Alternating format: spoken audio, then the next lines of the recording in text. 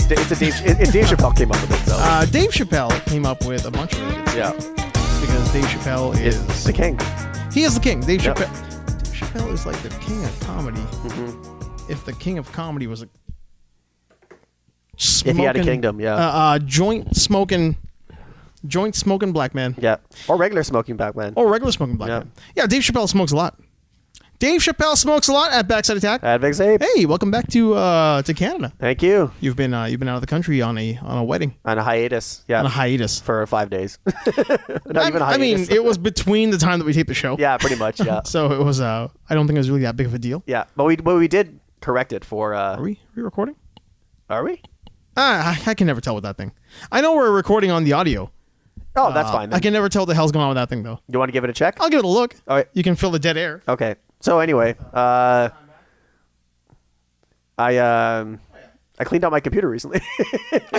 Now, was it just bogged down with like tons of pornography, or what was it? Oh no, I didn't. I don't know. That seemed like a confession. I just made that up. I don't. Okay. I didn't want to climb all over you there, but you brought it up like it was a real confession. What is this? I felt like I never read that. It was one of those books that it's Zen and the Art of Motorcycle Maintenance.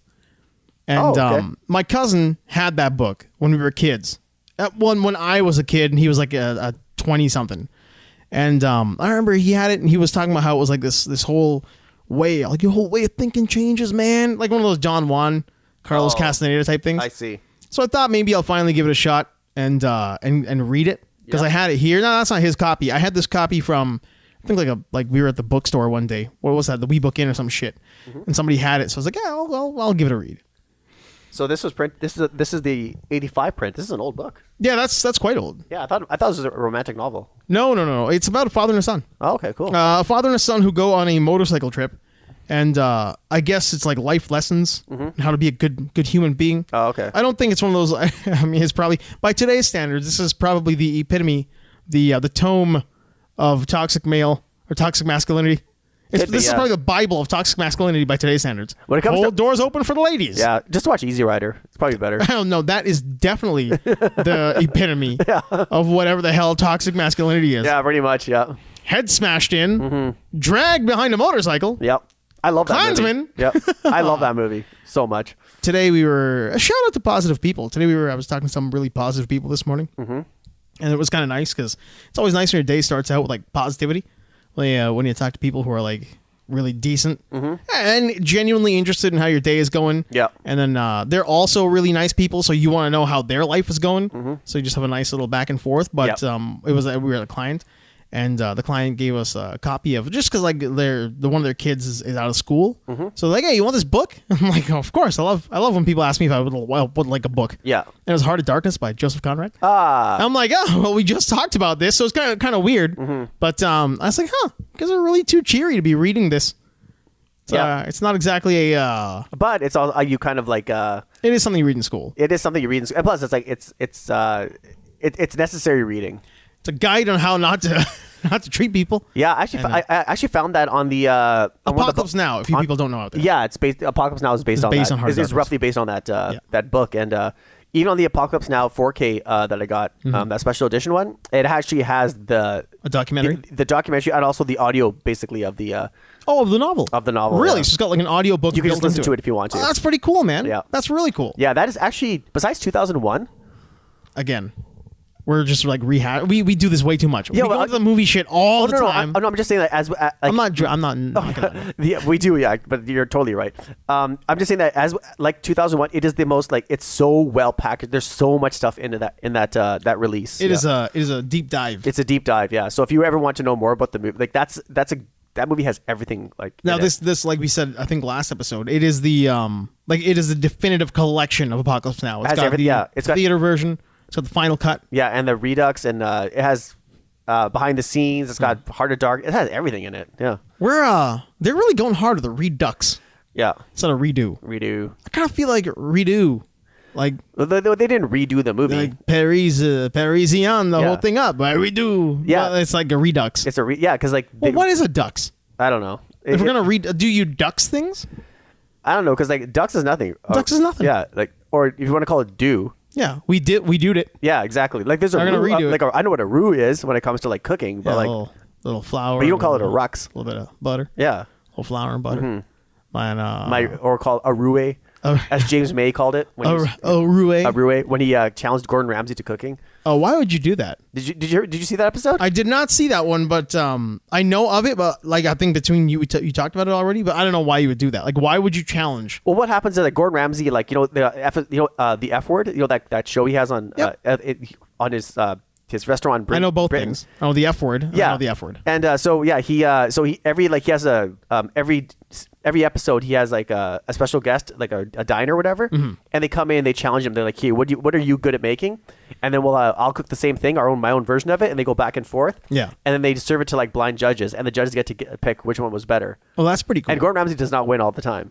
I wouldn't think he would every time. No, yeah, just because you're a pro chef. You're very good at what you do. Yeah, some people think it's overdone, or some people like it's simpler and stuff like that. It's not everybody's taste. Yeah, so like but it's always the guest, like the guest stars, like they get to pick what they want to make. So whatever you're best at, and then Gordon Ramsay will put will make the thing, but he'll put his spin on it. That's pretty cool. And James May was on there, and he was like from Top Gear. Yeah. And he's my favorite guy from Top Gear. And he said, well, he's the most even keeled. Yeah, and that's what he said. He's like, he goes, Clarkson's the big mega star, and like Hammond is like, he's.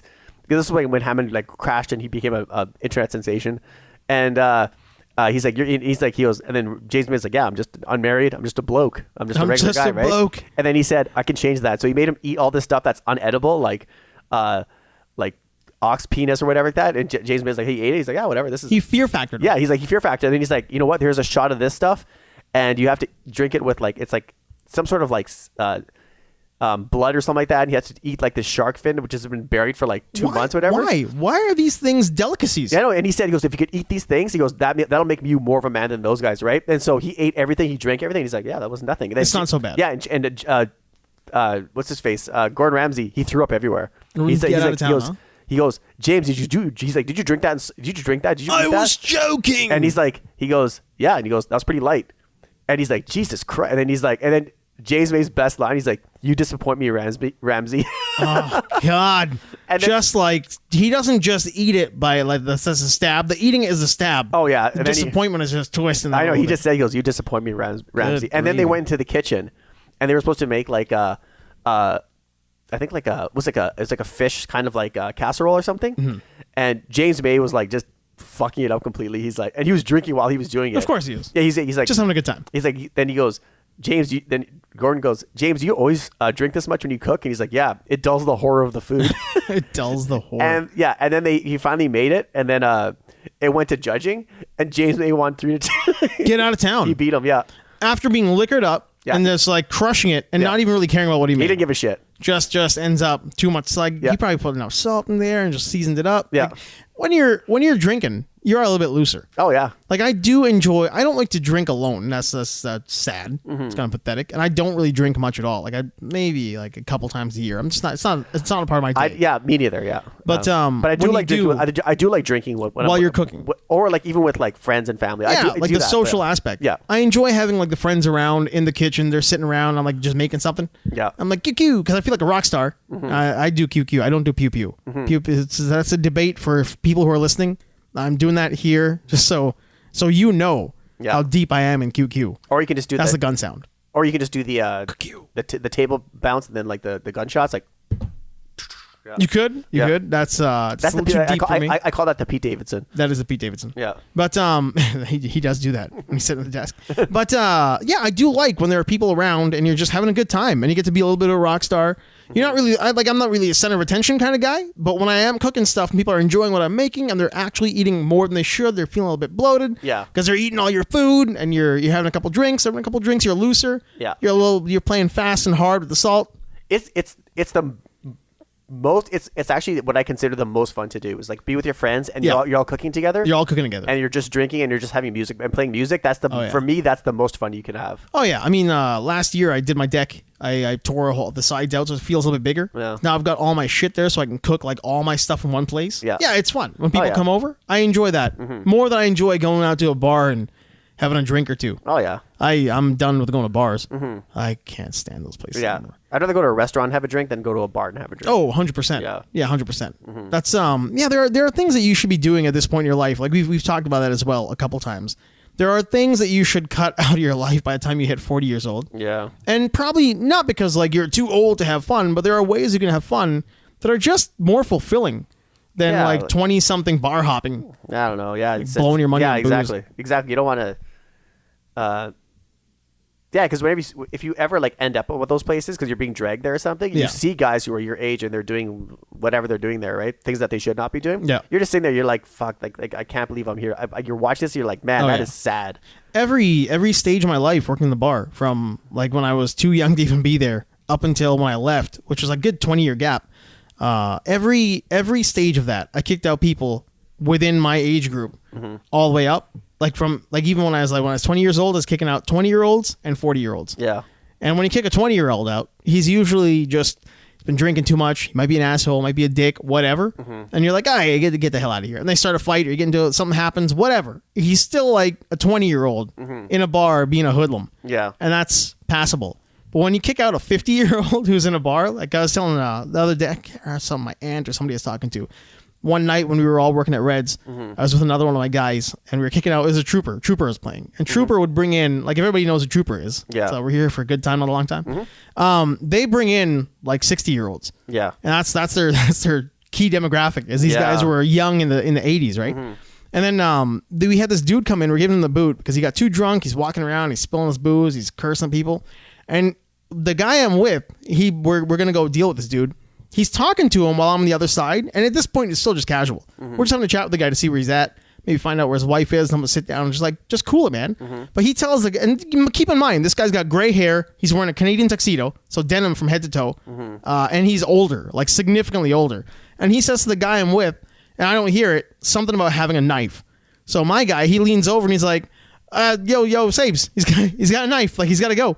So it's very, like, it was a weird interaction because usually we wouldn't even, like, that's not something that happens. Somebody doesn't reach over and say that to you.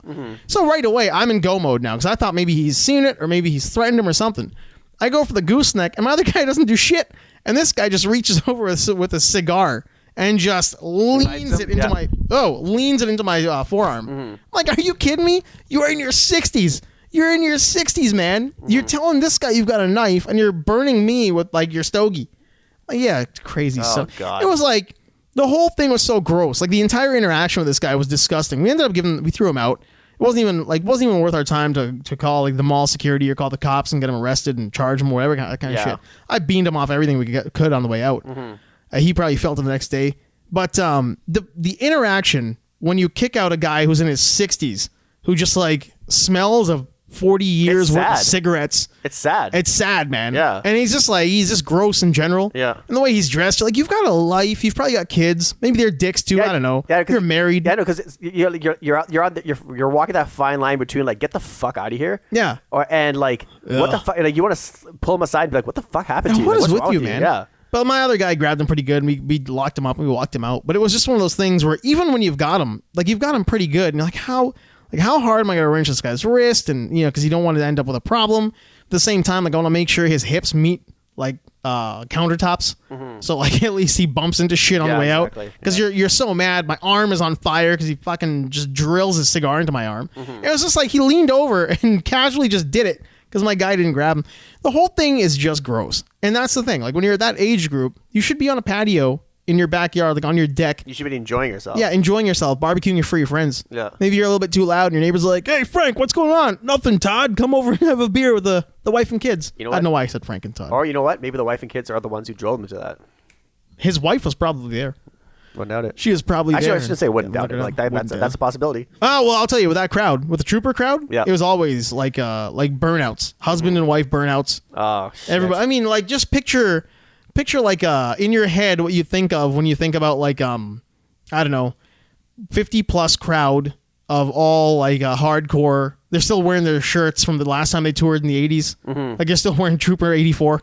Oh yeah, like these people, like they dig out the shirt from the back of the closet, and they're dressing like they're dressed up for that show is like Carhartts and bandanas. Oh yeah, friggin' animals. They're nicest cigarettes. They get the Marlboros from the drawer when they went to vacation in like Washington. Yeah. So they get the Marleys out of the drawer. We're gonna smoke Marleys tonight, guys. Exactly. Put them up their shirt like like Schneider from One Day at a Time. Yeah, or like Snake from The Simpsons. Yeah, or Snake. I mean, that would be it. Snake at 60 was the guy I kicked out. Yeah, there you Denim go. tuxedo. Yeah. So gross. But that's just it. I mean, humans are gross in general. Like we've always kind of joked about that, but humans in general are just kind of gross. So what are you gonna do about that? Keep clean. Keep clean, man. Yeah. Keep clean. Here, that kind of like leads into some of the stuff I had written down here. All right. But, we had a bunch of weird crap, like online hate this week. It was just like one of those things in my head about online hate. I had a friend of mine talk about it, and then I'm not a friend of mine isn't a friend of ours, like another guy was talking about online hate just casually. We got into that conversation about how people are just quick to say whatever the hell they want to say online because there's no consequence. Like you're not going to get punched in the mouth. So that was one of the top things, which led into the whole people are gross conversation.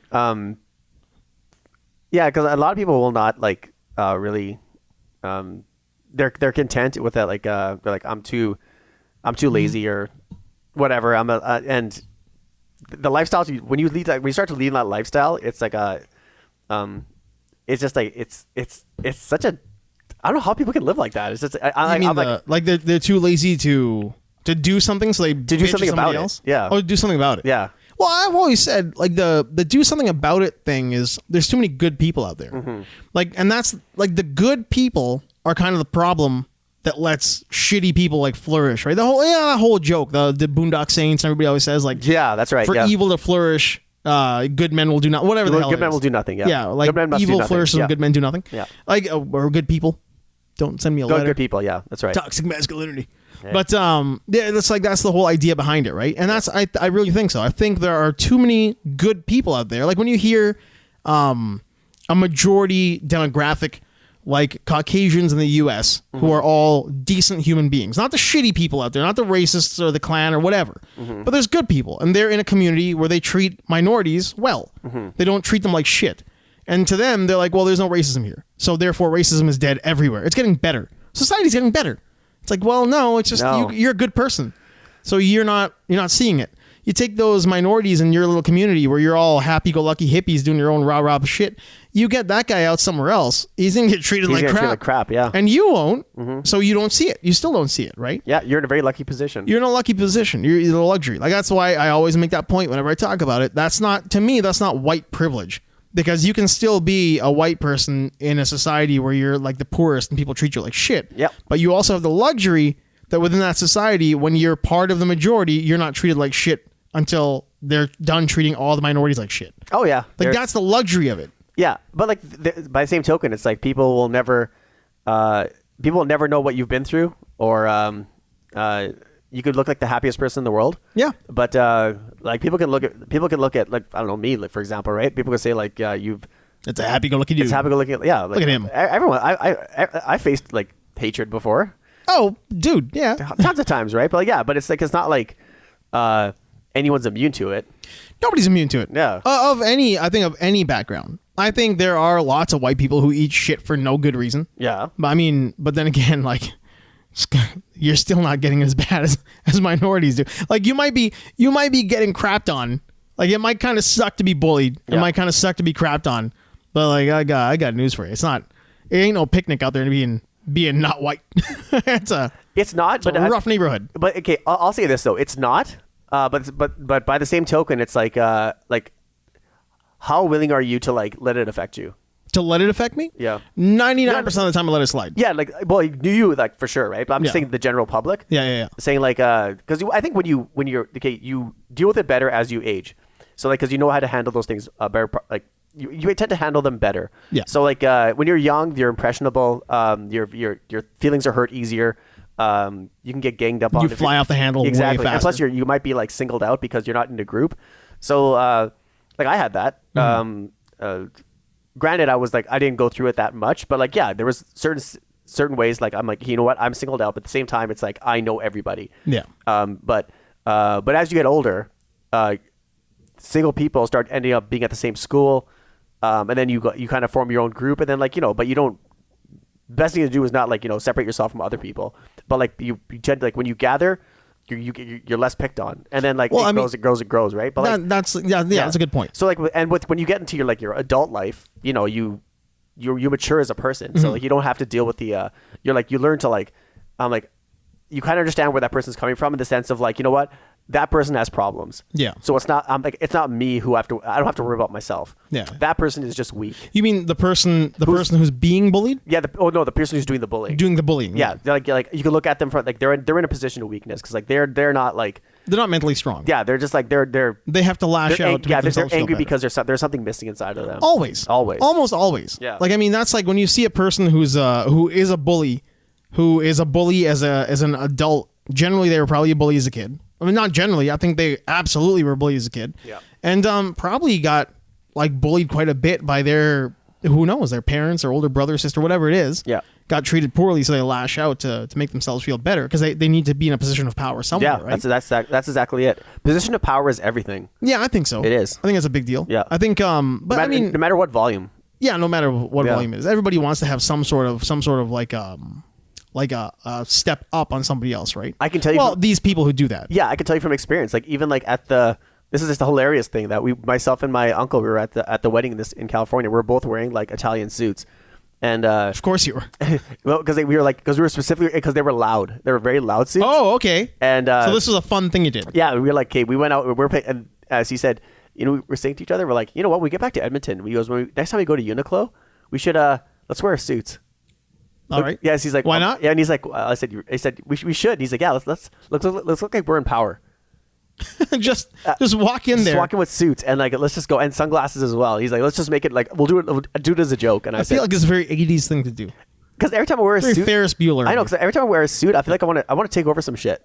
I want to push a button. Yeah. I want to push a button that does something. Yeah, I don't know what it is. Like you never wear them, but at the same time, it's like when you wear, like everyone has suits, right? But you wear them like what, once a year or something like that. Yeah, but there's a difference too. Like when you're wearing a nice suit compared to a shitty suit.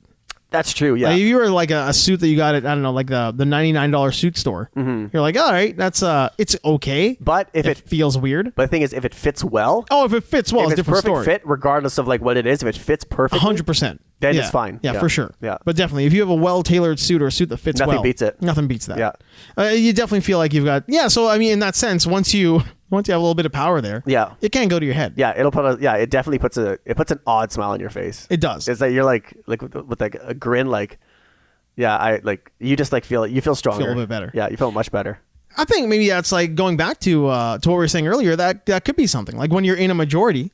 And you're in the majority, it gives you that sense of like protection, like a suit, right? I mean, all of a sudden you're like, oh, I'm one of the important people. Yeah, I can say what I want to say to whoever I want to say it to. Yeah, so it's like you get to. Yeah, get to what are you gonna do? What are you gonna do about it? Yeah, what are you gonna do about it? I'm gonna say what I want to say, and fuck you and all your fucking friends. Yeah, like it's like all of a sudden it goes to your head. Yeah, look who's got my back. Yeah, everybody's got my back. I got the majority behind me. That's rough, man. And being somebody who's almost never been like in the majority, like it's weird. I don't think we. Like, there's two sides to every story. I think that's one of those things that we don't see. That's the biggest right? thing, yeah. There is two sides to every story. Yeah, so we don't really see that. Like, what was the influence behind somebody? Because this week, too, I went back and saw a Daryl Davis thing on the Rogan show. There was a lot of stuff about the bail reform. That suddenly got big. It was on, like, everything. And, like, I'm a reality TV junkie, so it was on a bunch of reality TV shit. It was on the Dr. Phil. It was on a couple news programs. So, in my mind, I'm wondering to myself, like, where does it all start, right? Like, because we don't know, like, what makes a person act the way they act. Are they informed by their environment? And I think that's what was in my head a lot this week. Yeah. And that's why I'm talking so much about it, is that you don't know where somebody came from, what their background is, what their parents are like, what their influences are to make them, like, say, like a racist. Yeah. Or people who join the Klan because they've just been told by a certain amount of people that, well, black bad, white good. Yeah. And they hang out with like the Daryl Davis, who's an articulate, well-read, super intelligent black guy, and then all of a sudden this guy's like, well, you're clearly not the monkey that my parents told me that you were. The guy you didn't come from apes. That was the guy in the yellow shirt, right? Yeah. And it's like, you're way smarter than me, and I got to go rethink all the shit and propaganda that came my way. Yeah, you have to like that, and that's kind of like that kind of alludes to like what I was talking about earlier. Like when the older you get, you tend to like you don't get angry because like the older you get, you really have to start seeing things from like other people's perspective. Like, why are you so angry? Yeah, what informed you to make you this way? Yeah. Yeah, it's just one of those things. I kind of I think. Sorry, man, that was loud. I'm gonna put this on this book, so your brand new. It doesn't vibrate the table. S20 Ultra with this 8 horsepower vibration motor. Yeah, that thing could drive me home. I felt it here. I was sitting on the. That was loud. That was loud. It vibrated my forearms. Yeah, mother. Yeah. But I mean, I think that's where I'm getting more of as I get older. It's not like I'm getting a sympathy, but more an understanding of. Why are you lashing out? Mm-hmm. Like, I mean, why are you being such a dick? Instead of like the finger point back, the yell, hey, screw you, man. Yeah. You want to be racist? Screw you. It's less that, more it's like, whoa, you're a sad person, aren't you? Yeah, like you like, I don't know, it's kind of a good thing too. Like, I think if you to go through that shit. From what side? From our perspective. Yeah. I think it's like to a certain point, I think it's it'd be great if you never had to go through it, right? Then but it'll never stop. But it'll never stop. But like if you for people who haven't gone through it, it's you learn to it'd be very easy for us at say at the age of 40. If someone calls you Packy or whatever, what they call you, it's easy. It'd be very easy for me to lash out and be like, yeah, what the fuck did you say? And then hand out a beating, right? But but Chuck Nucks. Yeah, but there's also the opportunity to say if that person is willing, you could say where did that come from? Yeah. And then if that person's willing to engage, and then you say what's wrong with you? Like, why did you say that? And they're like, well, let's be completely honest. But that's optimistic. That's optimistic. Yeah, right? But that's optimistic. You might just get, oh, sorry about that. I got caught swearing, whatever. I got caught saying it, right? So you're never gonna change those people, right? Yeah. But letting them know that it doesn't bother you. Yeah, it's a different kind of power. It's a different kind of power. It's a different kind of power. There's when I was younger, I would in a heartbeat, I'd be like, oh, double leg. In your mind, you're like, oh, this is gonna be we're gonna get into a fight now. Yeah. But now I'm like, oh, this is where'd that come from? Like, why? Oh yeah, when I was in elementary, I looked for it. I'm like, yeah, call me that. I can't wait for you to call me that. It happened a lot. Oh yeah. I mean, when we were kids growing up in Alberta, it happened a lot, man. I mean, there wasn't like a week that went by that somebody didn't say something racist. Yeah. This is one of those things that happen. Oh yeah, it's like when it doesn't happen, you're like, man. So this whole week went by with nothing, and that's not even an exaggeration. Like people will be like, no, it didn't. It's like, well, yeah, because again, that's good people. Yep. Good people are like, no way, it didn't happen that much. And you're like, well, the reason it didn't happen that much is because you're a good person in a good environment where that's not said. Oh yeah. Where racism is not a factor. Mm-hmm. But we have we do not have the luxury of being surrounded by good people 24 hours a day. Mm-hmm. I mean, there's a thing that I was talking about, like it kind of leads back into how much it happened, where you learn to notice it when it's happening that much. Yeah. To where in today's like words, they'll call it like a microaggression, which I think is bullshit. I think it's clearly somebody's mindset. You don't need to label it something new. But you'd be talking to somebody, like I was in a convenience store one time, talking to the guy, asking him where my cousin was, if he'd seen my cousin come into the store. And there was like a side look that I was getting from an older white guy, that was just kind of like, fucking. Like, he was giving me that look. It was like, yeah, look at this fucking kid. Mm-hmm. Like, he's just looking for somebody. Yeah. This fucking, it's just, like, it was a very, like, I had interrupted his sphere. Like, I just came in and didn't excuse me. Excuse me. Did you happen to see this kid come in here? I'm just looking for my cousin. Mm-hmm. He's like, we're the only two brown guys in the neighborhood. Yeah. Like, you happen to see it? And this guy was kind of like, look at this fucking kid. Where I don't think I would have gotten that same reaction were I a little white kid. If I was a little white kid, it would have been like dismissed. It would have been like, whatever, there's a little kid looking for his cousin. Yeah. Who gives a shit? Hey, Rusty, what's going on? Hey, Rusty, what's happening? But like growing up with that look and that feeling being thrown in your direction, you get to a point where you're like, you're sensitive to it. You're not sensitive in the sense that it's going to break you down. It's just like your radar catches it.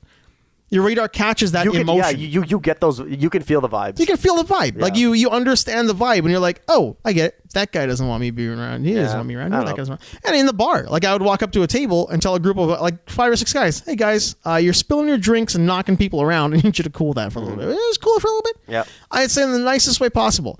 And all of a sudden it's like, go get a bunch of other guys and then fucking come back here and tell us that. Yeah. Whereas a white guy would go to the same table and be like, guys, cool it. You're all like fucking spilling your drinks and acting like assholes. Like using a little bit harsher language. It's like, oh yeah, sorry man, it's all good. Don't worry about it.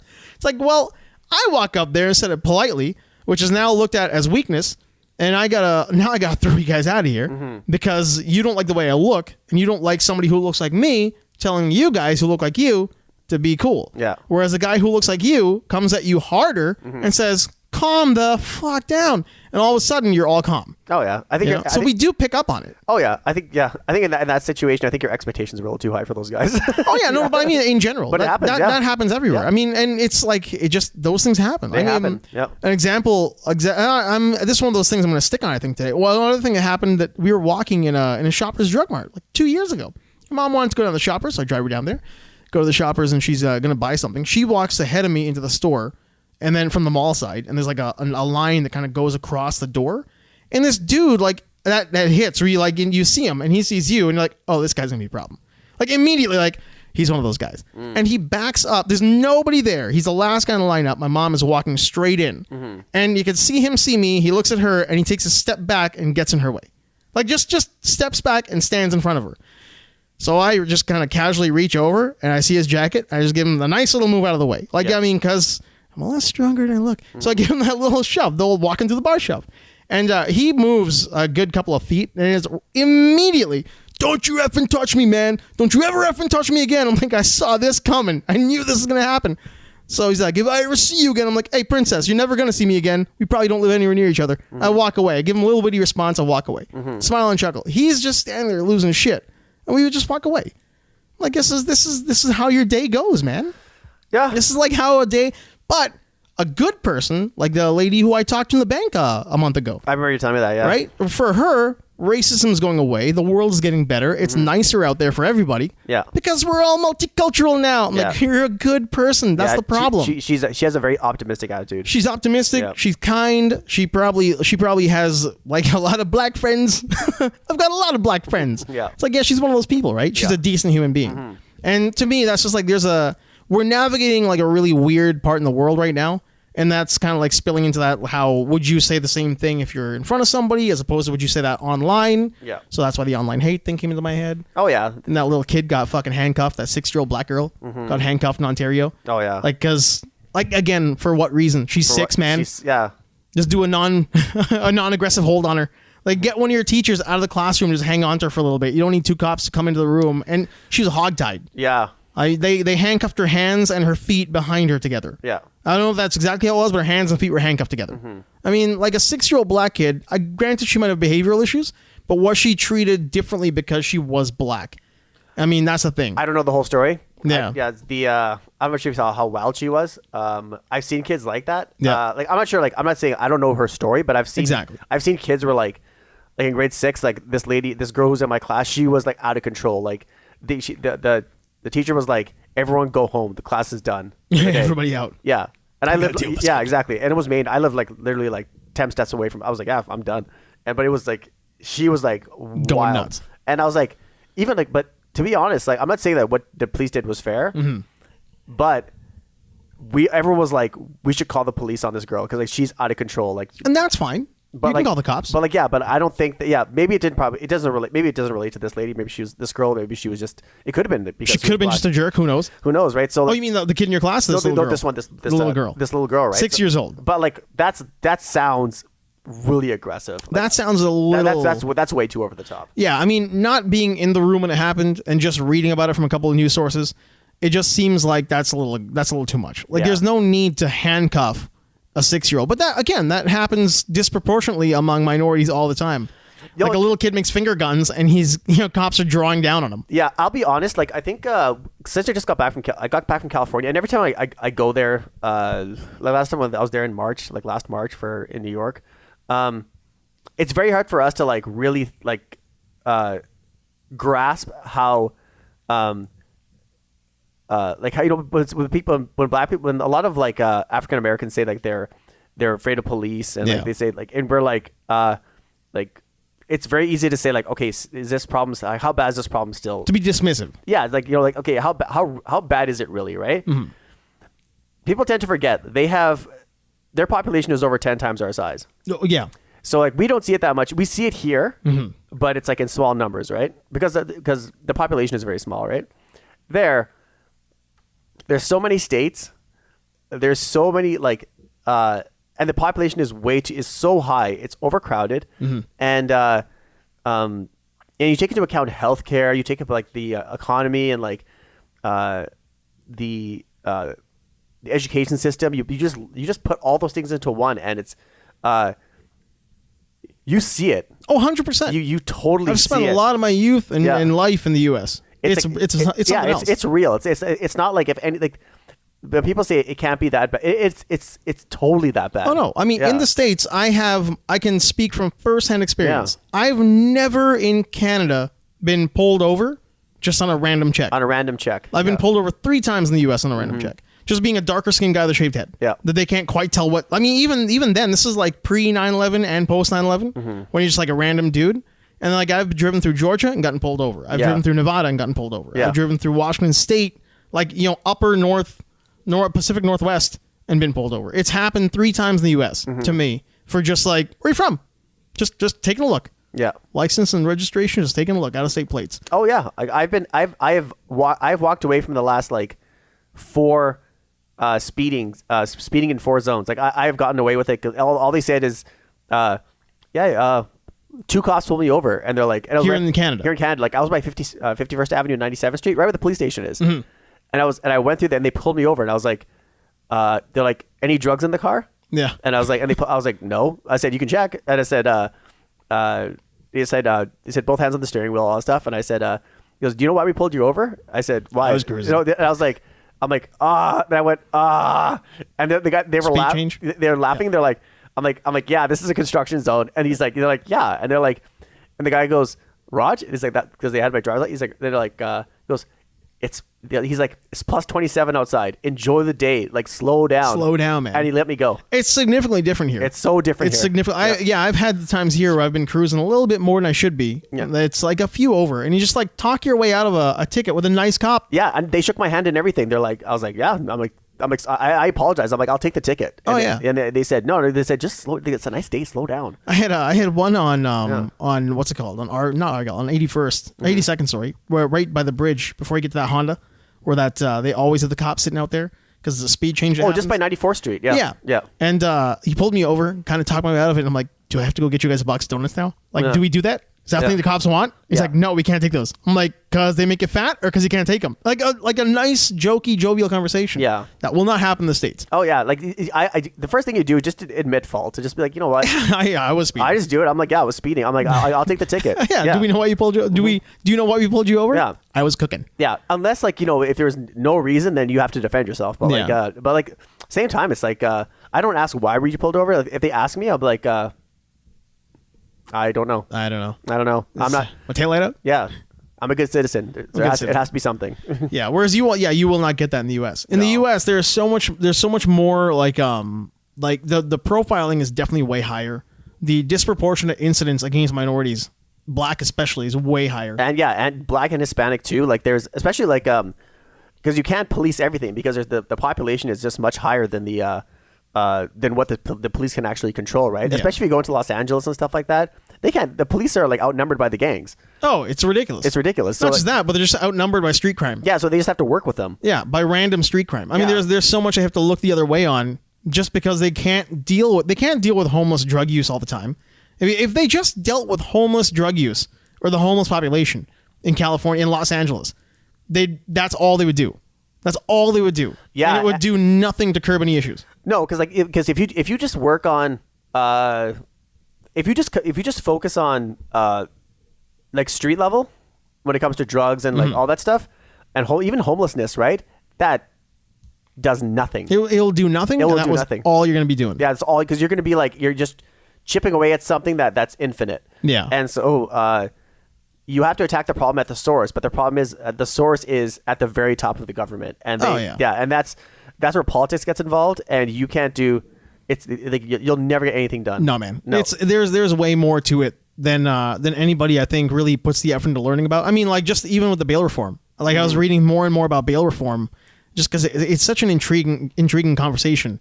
That like right now we've got the idea that basically a dollar value is put on everybody. Yep. And whether or not you can afford to bail yourself out says how long you're going to be in jail for. Not so much prison, but jail. Yeah. And then trying to get kids who are in jails, not prisons because there's a difference, in jails to cop pleas to things they probably haven't even done because the more prisoners they've got in a prison suddenly like gets a kickback in somebody's pocket.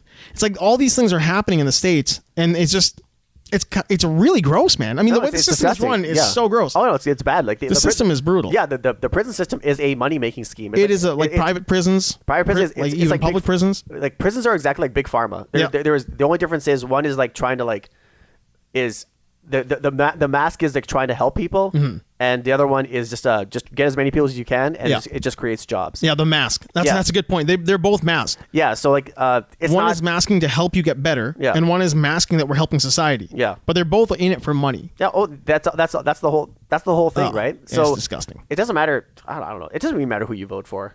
No, it really doesn't. It doesn't. I mean, it really doesn't. No. The truth is, like this is the reason we can kind of say these things. Number one, because we don't know what we're talking about, and we're just reading shit online and trying to say it back to you people.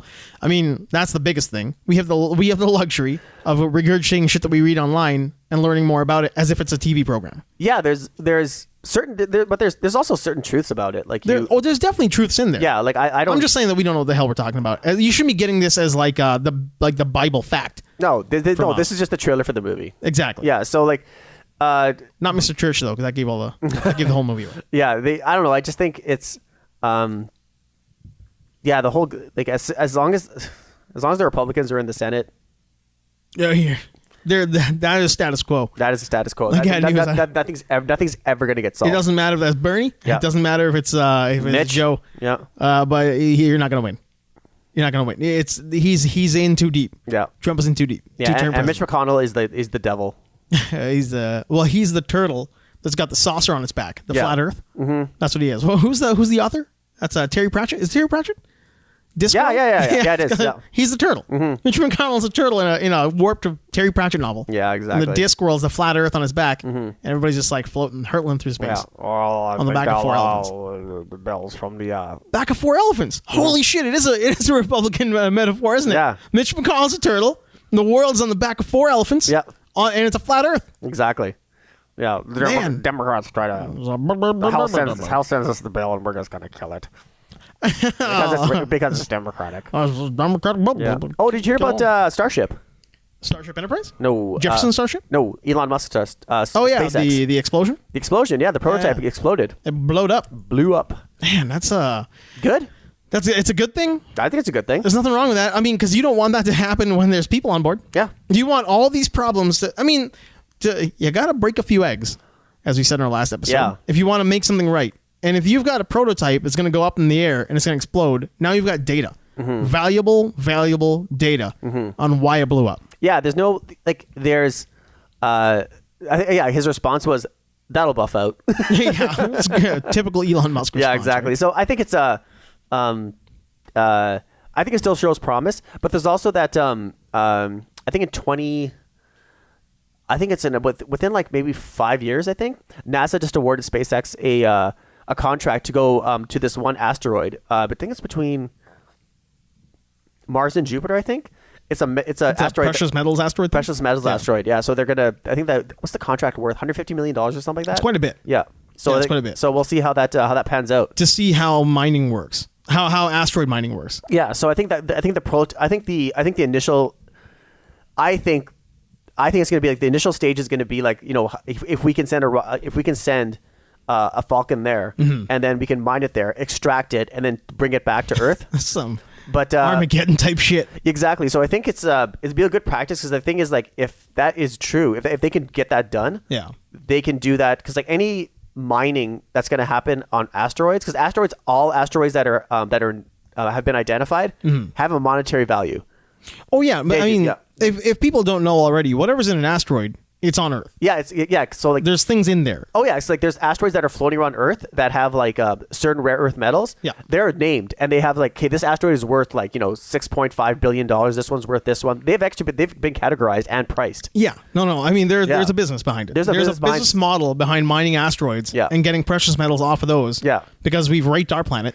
Yeah, and so let's move on to the flying rocks. Yeah, so I think what they're doing is like, if that stuff ever comes to Earth, now they're going to be like, hey, if the whole plan to go to Mars actually comes to fruition, they'll be like, you know what? If Mars does not have the exact metals that we need or resources that we need, and the asteroids do, at least we have the practice in place that we know how to extract it from asteroids and ship it back to, like, let's say Mars, for example, right? So it's going to be very interesting to see how that pans out. We're coming into a pretty cool 20 years.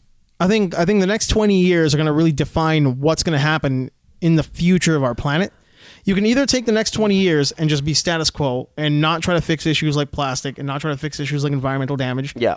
And try to move to Mars as an escape option. Yeah. Or you can try to fix our planet and fix emissions and fix these issues in a way that works, and go to a secondary home, essentially, and kind of become futuristic. Like, are we going to grow as this society that can move forward intelligently and will populate in a smart, cool sci-fi way, Star Trek way? Or are we just going to be like, let's burn our shit down, burn the bridge here because we took all that we need here, let's go get it over there, and we'll be like parasites and we'll get it there, and it's done there, we'll go to one of the moons of Titan, and we'll see how that works, we'll terraform that, and we'll burn that down. It's like the next 20 years, I think, are going to design how we do that as a species, as a people. I think in the next 20 years, if you want, let's call it the next 20 years, that when things start to, like, really happen, I think in the next 20 years, defining moments will arise. Yeah. But I think they're going to in the next 20 years, things are going to happen kind of in a don't say in a vacuum. No, they won't happen in a vacuum. I think there's going to be paradigm shifts. Like, they're going to be happening, like, things will be happening way quicker and, like, at a more rapid pace. Like, hopefully for the better. Yeah, hopefully even for the worse sometimes. Like, well, no, but that's what I mean. If those paradigm shifts don't happen at all, then the end of that 20 years, then there's going to be parasites. So it's either be one or the other. Yeah, but if paradigm shifts happen for the better and we progress as humans in a cool, natural, we're good to the universe way, or they don't happen and we just continue on as parasites. Yeah, like the thing. There's also, like, a famous saying. This is probably not verbatim what it means, but, like, you can't get in the way of progress. Let's see how that pans out, and see if, like, it's you can totally get in the way of progress. But that's a famous saying, right? But, like, you know, like what is going to be what's going to stop it? Yeah, exactly. So whether it's going to be politics, whether it's that's how you get in the way of progress. Whether it's going to be like coronavirus or, like, whatever it is, right? So so we're going to see. Let's see how it pans out. Yeah, you're again. Thankfully, you are the optimistic guy, who's like, this will all be good and things are going to be great. Me, I honestly... no. I don't think everything's going to be great. Not at all. Well, but you hope it is. No, and you're looking forward to it being better. Yeah, so, like, either, like, whatever comes, whether it's going to be, like, something bad, or whether the next 20 years is going to be towards, like, something like, okay, you know what? We've cured this. You know, we've solved this. Whatever it is. Or... we're still going to anchor ourselves to what's holding us back, and that's going to end progress. That's what I think that next 20 years, that's going to, whatever happens, good or bad, is going to happen quickly. Yeah. Oh yeah. 100%. That's I think the same way. In my mind, I'm like, okay, by the end of the next 20 years, either we've gotten to a point where we've become better, or we're going to get to a point where there's no turning back. Like, we are within that zone of point of no return. Yeah. There's going to be, like, I think the end of 10, 15, 20 years, maybe even 30 years, right? There's going to be an event horizon where, like, we're going to be like, you know what? We're monsters now. Yeah. Now we're just going to stay monsters. Yeah. Like, it's going to be the thing's going to happen where, at the end of that next 2 decades, it's either like we're altruistic to the universe, or we are just monsters and we're going to dig deep. Yeah, but I think the people who are capitalism, like, especially, like, when it comes to, like, people who are kind of holding us back, it's like, why? I think my hope is that they'll just die out. I used to think that way, right? Because that sounds like a pretty grim turn. Like, eventually the bad people out there who are holding us back are just going to die out, and we're going to have, like, more good people in the world. But the problem is we're just always producing more bad people. Yeah, we're always producing. Well, the thing is, like, if these stupid ass millennials are, like, the that don't grow up. Yeah, it's weird, right? I mean, I don't want those people in charge. I'm really looking forward to Gen Z, because they seem like they're with it. Like, they've got the version of their parents are different than the version of the parents of millennials. Yeah. Even though they're in the same kind of generation group, but they're a little bit different. There's, like, the parents of the Gen Z kids seem to be a little bit more like, okay, all right, let's see how all this shit pans out. Well, the thing is, like, whereas, like, the Gen Z, the millennial parents are all snooky. They're all different versions of, like, a Florida campground. Yeah, that's the thing. Like, that's I guess that's the scary thing, right? Because, like, especially when it comes to U.S. politics, right? Like, it's so divided, and youth, like I guess the youth, if you want to call it, like for lack of a better term, like they're the ones who are like they're the ones who are like really like at the forefront of the divide. Yeah. Because they're the ones who are loudest. They're the ones who know how to use like the YouTube and online services. Well, and, like, you just called it the YouTube. The YouTube, right? And the Facebook and the Instagram. They're on the Instagram. Yeah. So like, they're the ones who know how to use all this the social media, how to use all social media, and like they're connected. Yeah. So like, yeah, there has to be, I don't know. I just think there's just way too much. There's gonna be way too much power given to people who are who should not be in control of things. So, yeah, I've always I don't know. That sounds kind of like weak and dumb, but like no. Yeah. I think you're right. Like I said, I think the reason you think that way, the comment you just made about the youth who are connected to the kind of forced change in a way, like this, we're seeing that with the Greta thing, right? We're like, that's the hope.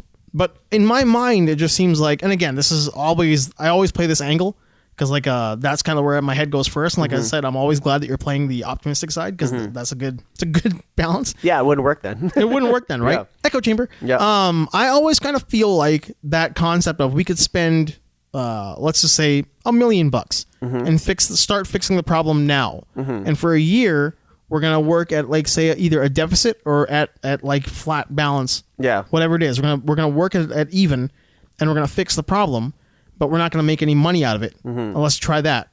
Because like, maybe we gotta be in that famine for a year, right? But we might fix the problem. Or we just eat all the food now because who knows? Like, I don't have to worry about it because I'll be dead by then. I'll be dead by then, right? Yeah. Or like maybe global warming isn't a thing. And this is just like one of those things that happens. Like, well, we could work in a famine for a year and like maybe we'll reverse global warming. And at the end of the year, we'll see. But it's like that greed of like, no. It's all global warming is a bullshit. It's a joke. And it's all, everything's going to be fine. Don't worry about it. Look over here. Hey, look over here. Money. Yeah. Look at all this money we're making. It's like, well, how about we just take a step back, right? We could fix a problem. Or we could continue to be greedy and it just gets worse and worse and worse. Yeah. Like, I mean, all we have to do is take a step back. That's all we're asking. Like, just take a step back and let's see if we can fix the problem. Just exist in a famine for a year and fix the problem. Like the, even that Swedish girl, Greta Thunberg, yeah. Like, I was saying Thunberg too. Yeah, I was thinking that Thunberg. too. I like her. The thing is, like, I like her energy. Yeah. I really like her. The thing is, like, she's definitely a step in the right direction. Yeah, she's like, she can't really list the science. I don't expect that out of her. No. It'd be great. Like, I wouldn't be surprised if she did, but like same time, it's like, you know what? Maybe she's not like she's just there to like, she cares enough and like she can get, and she garners a lot of attention. And she does have sources they can go to though. Yeah. So, but I think like, like if you look at this, let's say cut this part out, right? She's there. She's the voice. Yeah. Okay. So I think what she needs is like everything behind her, like this, that triangle that goes back. That's her backup. That's the science. That's the people who are going to lead the change. Those are the climatologists. Those are the scientists. Those are like the researchers. They need a voice because those dorks don't know how to like convince anybody of anything. No, man. Yeah, it's the truth. I mean, she definitely needs to be backed by science, which I think she is to a point. And then after that, I think I don't think you should be going to her and saying, my OCD is going to kill me here. And that's not because you're going to leave a ring on the table. It's just like, this looks normal to me. They're both on coast. It looks good. Or we can just do this to both. No. That's better. But I think the thing is, look, so she comes out there and she tells you this is the problem with the planet right now. Yeah. We can fix it now or we might all just burn to death. Yeah. But if we try to fix it, we might actually fix it. And if it doesn't work, it doesn't work. Who cares? We'll go back to the way things are. Yeah. But we should be trying to fix shit. And then she gives you a bunch of sources as to what she's talking about. She's like, well, read all these things that are out there. They're all sourced. They're all cited.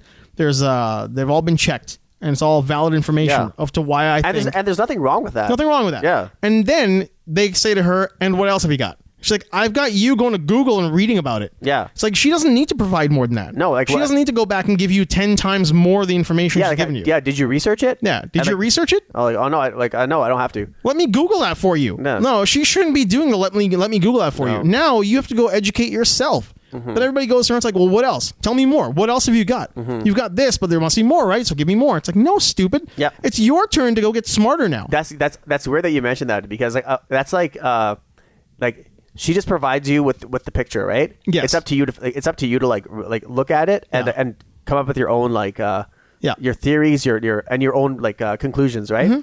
I akin that to to watching 2001: Space Odyssey. Always comes back to that. You know why? Why is that? Because like when you watch that movie, you're taken on a ride, right? But no one understands the ending. No. That's on purpose. It's up to you to decide. It's up to you to figure it out. Yeah, right? That's a good point, though. Yeah, because I mean, like, you could be sitting there and be like, "Well, it's a big space baby." Yeah. What the fuck is that? Think about it. Yeah, stupid. Yeah, it'd be like, well, think about it. Like, but was it? Yeah. What's your interpretation? Yeah. What's your interpretation of it? Because that's the key to making something great. Is like, you garner discussion. Yeah, but I mean, people just, instead of garnering discussion or having discussion or like looking for more positive discussion. They're just set in their ways. They're like, they just make a friggin' porno tattoo of her and stick it on a truck. Yeah. It's like, that's the kind of shit they do, right? It's like, you know what?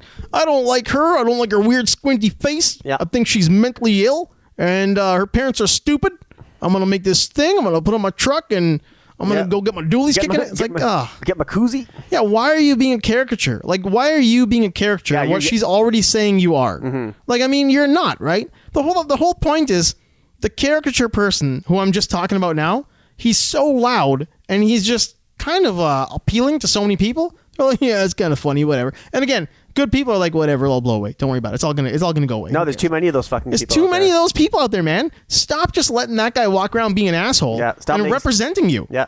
What did Bill Burr say? Stop making that fucking guy. There's too many of them. Yeah, there's too many of them, man. Yeah. Exactly. Stop making that guy and stop empowering that guy or girl or whatever he is. Yeah, stop giving them a voice. Those people are useless. Yeah, not only are you giving them a voice, but like you're letting them continue talking unchecked. Yeah. It's not healthy for we're living in a society, people. Yeah. Speaking of society, we're living in a society. Fucking air seat plane puncher. You see this guy? Punching a lady's seat in the airplane? No. It was another one of those things that occurred to me. I'm like, this is like, does he not realize we're living in a civilized society? Yeah. This guy, he's sitting on a plane. Oh, I have another airline story to tell you, but continue with yours. Oh yeah, it's probably gonna fuel your fire. Mm-hmm. He's on the flight. I think it's like a WestJet flight or something. I don't know, whatever it is. Air Canada. I don't know the flight. He's sitting down. There's a video of it on YouTube, and he's just like punching the seat of a lady who's reclined her seat. So she's in front of him. He wants to read his book, and he wants to lean forward while reading. Yeah. And instead of leaning his seat back or doing whatever, and all of this could probably have been solved with a conversation. Mm-hmm. But instead, he was apparently just like just full knockout punches on her seat, like her head was bouncing. And then she starts videotaping him, and then he like went down to like a light punch onto the back of this lady's seat. Mm-hmm. She asked the flight attendant, "Hey, do you see what's going on here?" The flight attendant apparently was like, "Yeah, what do you want me to do about it?" Oh, fuck. Like, what do you want me to do about it? You want me to turn the plane around? What am I going to do about it? Just deal with it, essentially, right? So she continues to videotape it. My question was, clearly she looks like she's probably like mid-50s, early 60s, maybe mid-60s in that age group, 55 to 65. Would he have done that if it was you or me? Like to a guy? He's just some guy who's just punching her seat because he's entitled to his space in his mind, right? Yeah, I think... Or is it because it's like a lady, so he's like, I'm going to punch the seat because what is she going to do about it? I say order a hot cup of coffee and throw it over your head behind him. Like, burn this motherfucker. I would... Okay, you know what? I could see... I'm not advocating violence on anyone. I could see him doing that to someone, a guy too. You could see that? I could see that. Man, I don't know. I think there's like a stink of cowardice here. Okay, that it could be that too, right? It could be. Yeah, but I think instead of doing the punching, if it was a guy, he might have been like... He might have said it to the guy like, "Hey man, could you give me a little room here?" Yeah, give me some. I mean, he would have said it in a more like insulting tone. Like, judging on his behavior on that, yeah. I think if it was a guy, he would have said like, if it was a huge guy, he wouldn't say shit. He wouldn't say shit to him. Not if it was a guy who looked like he's gonna turn around and be like, "The hell did you say to me?" He wouldn't say a thing. Yeah, because this guy's a coward. Yeah, if that guy said like, I think for me, if he said them to me like, said like, goes, "Move your fucking seat up," I'd be like, you want to try that again? Yeah. And then if I'd ask the stewardess, I'd be like, "Did you hear that? This guy just said this, right?" And he's like, "What do you want me to do?" And I'm like, "You're not gonna do anything about it? Okay, fine." And then I'll just leave my seat back. Can I get a tea? Yeah. Can I get a hot cup of coffee, please? I'm like, then send me to business class. Yeah, send me to business class. Yeah. I know, man. I don't know. To me, that's just like, it's such a chicken shit move because in my mind, I'm like, he's punching the seat because it's a lady who clearly isn't going to do anything. Yeah. He's clearly got some sort of mental issue, probably more than likely. Who does that? Like, I mean, we're living just doing this in a that's civilization. That's just terrible. Man. I don't know why people. I can't believe how people can do that. Humans are gross, man. No, there was actually the one I was gonna tell you. Yeah, I want to hear this because you were like right into it. Oh no, okay. First of all, I was not involved. This is something I saw online. Oh, and so yeah, it was an air, also good though. Yeah, it was an air steward, like a male, and I think this baby was crying this baby was crying, and this lady was like trying to hold it, but this guy did something to the woman and to the kid, and then he put his hands on the kid. And it's a baby. It's a baby, and this is the male flight attendant. Yeah, and so he's like then the woman was crying, and the mother was crying, right? And I was like, and this guy, and they were like, what? Everyone's like, what the fuck happened, right? And then he grabbed my baby and tried to like telling it to shut up and stuff like that. Right? Jeez. And then you just see this guy come into the camera, like come into the thing, and he's like, then he comes up and the guy, this one guy sets up and he's like, another passenger who this lady didn't even know. He got up and he's like, because he told the guy, he's like, you guys want to fucking touch that baby? He goes, why don't you fight? He goes, I'll fucking, he goes, you touch my kid. He goes, you touch her again, I'm going to fucking kill you. Oh, wow. I'm going to beat the shit out of you. Like, he didn't say I'll kill you, but he's like, I'm going to beat the shit out of you. Let's go. He goes, let's fucking go. Let's see how tough you are. And the guy just disappeared. Oh, no. Well, I guarantee that guy's never flying again. Oh, that guy was just, he's like, and then he goes, not the airline flight attendant. The dude who said it to the flight attendant. Yeah, he's never gonna fly again. Yeah, because he's gonna get put on the list. Yeah, he just said like he goes he didn't threaten to kill the guy. Yeah. He said it doesn't matter. They have way too much power. Yeah, he's like come on. He's like, let's go. He goes, let's go. Yep. And then they pushed him aside. Then he's like, he goes, no, just sit down. And he's like, and then he looked back at me. He goes, you're a fucking coward. Oh yeah, 100% he is. Yeah, he's like, you're a fucking totally coward. He goes, you fucking touch that baby, and like, look at the woman. She's crying, and you're threatening her. Is this on YouTube? Yeah, it's on YouTube. Oh god, look it up, people. Yeah. Go take a look at that. That sounds amazing. Yeah, it's awesome. The guy got, and this guy was huge. Man, yeah, was he a white guy? Yeah. Yeah, obviously. Oh, yeah. Ain't nobody darker than white gonna get up on a plane and stand up for anybody. Yeah. No, well, they're not, because we'll never fly again. I would, if no one said anything, I'd like to think that I would say something and stand up and be like, man, it's one of those things where I like to stand up for people being bullied and people in like vulnerable situations. Yeah. But like on a plane, I do like to travel. Okay, how about this? Like, if you had the option. Yeah. Okay. And you wouldn't get kicked off, okay? I hope everybody's got the cameras out. It's in midair, and you're about to land and stuff like that, right? They can reroute those flights? So yeah, so let's say you have the option of either getting involved and just shutting the guy down, or you're the only one who has a phone, and let's say you're the only one who's videotaping it, you could have that moment on your phone and video record everything. Of the guy doing that to the baby? Oh yeah, I definitely want to record it first. Yeah. I definitely record it first. No, you could do one or the other. Yeah, I think I would be the guy who's recording it. Yeah. Because, I mean, I don't know, man. It's one of those things. I hate being that guy. But at the same time, we are in a bad situation in the air. Post 9/11, they don't want us on those planes, man. But then again, you could do both. You could say to the guy, I'm recording all this. You could, right? Exactly. Exactly. And keep your goddamn hands off her. I'll tell you, the one thing that like gets people, that shuts people down the fastest is that video camera. The second you tell somebody they're being recorded, and this is going to go somewhere, they shut their shit down ASAP. Oh, yeah. I mean, it's everywhere I've ever worked. The first thing you say to a guy before you engage, if we're going to get into any kind of physical, is like, number one, you're on camera. Yeah. Keep in mind you're on camera. Yeah. I'm not going to do anything right now. I just want you to leave. And 9 times out of 10, they're out of there. Unless they're liquored up and just like, and you're like, here we go. Yeah. Or they're in like True Religion jeans and a Ed Hardy shirt. They don't give a shit about that camera. Fucking Ed Hardy. Those guys are always ready to go. Yeah. Oh, I was in a Sobeys here, and a guy was getting into a thing with 2 brown guys. They were clearly cabbies. I'm not saying that in a rough way. I mean, I'm pretty sure I know them from the cab stand. And they were eating it, man. He was yelling Packy something to him. So I got involved and kind of shoved the guy out of the way, made sure he didn't smack the one guy in the mouth. Yeah. And then I said to him, hey, they're calling the cops and you're on camera. That's all I had to say to him. Like, they're calling the cops and you're on camera. And the guy was out the door, man. He was out the door like he was touched by the speed force. The speed force. He was out the door like Barry Allen. Yeah. He was gone, man. Yeah. Actually, that only happened to me once. I was in Superstore, and I was in one aisle, and I heard this Indian guy. And he was backing away with the camera on his phone, right? And there was a white guy there, and he was just saying, not even yelling, just talking to him. And I said, "Uncle, what are you doing?" And he's like, and then the guy's like. He called me Paki, and he told me to go back. He told me to go back to the country, go back to India. And I was like, so I told the guy, I'm like, the guy's like, hey man, I said, and he's like, yeah man, go back. He goes, go back to your country, man. We don't want you here, right? I told the guy, I just looked at the guy. I said, get out. I just leave. Just get out. I'm like, leave. You're on camera. I'm like, I said, I'm gonna walk you out. Oh, and I said, I'm gonna walk you, and I'm gonna walk with you. And I'm gonna follow you out of here. Just leave. And then he just looked at me, and he left. It happens a lot. Yeah, I'm like, it happens a lot. Just because you don't talk about it. I'm like, man, you're too young to be like saying this shit. Yeah, you're too young to be such a piece of shit. Yeah, man. Or maybe you're in that sweet spot, and then you're that point where you're about to realize that you're a piece of shit, and you're young, and you're gonna get older and realize what you were. He's walking that edge between sweet spot and sore spot. That's a good line.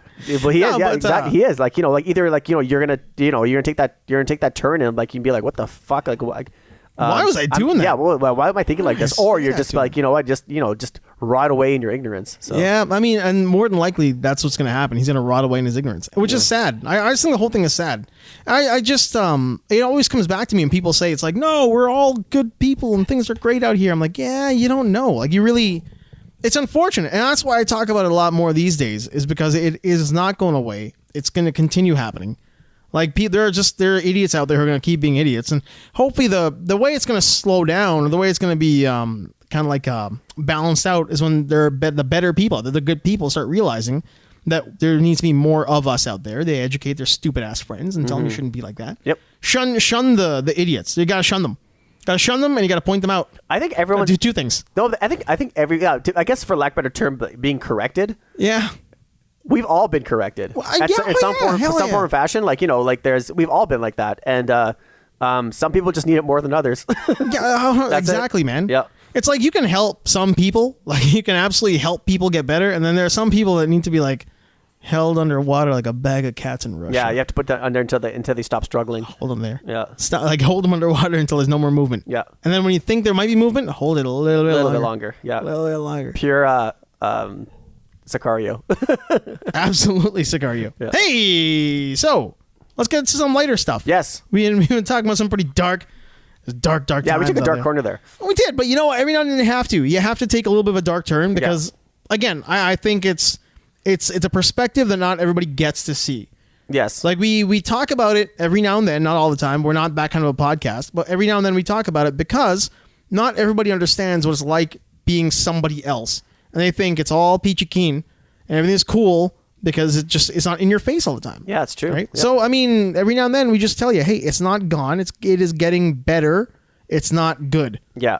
Yeah, you can always choose to look at life as it is ending one day at a time. There's so much what you see on the news and stuff like that, but you opt for happiness always. Yeah, absolutely. Yeah. The best way to be is just be like happy and live your don't life. let that shit scare you on the news.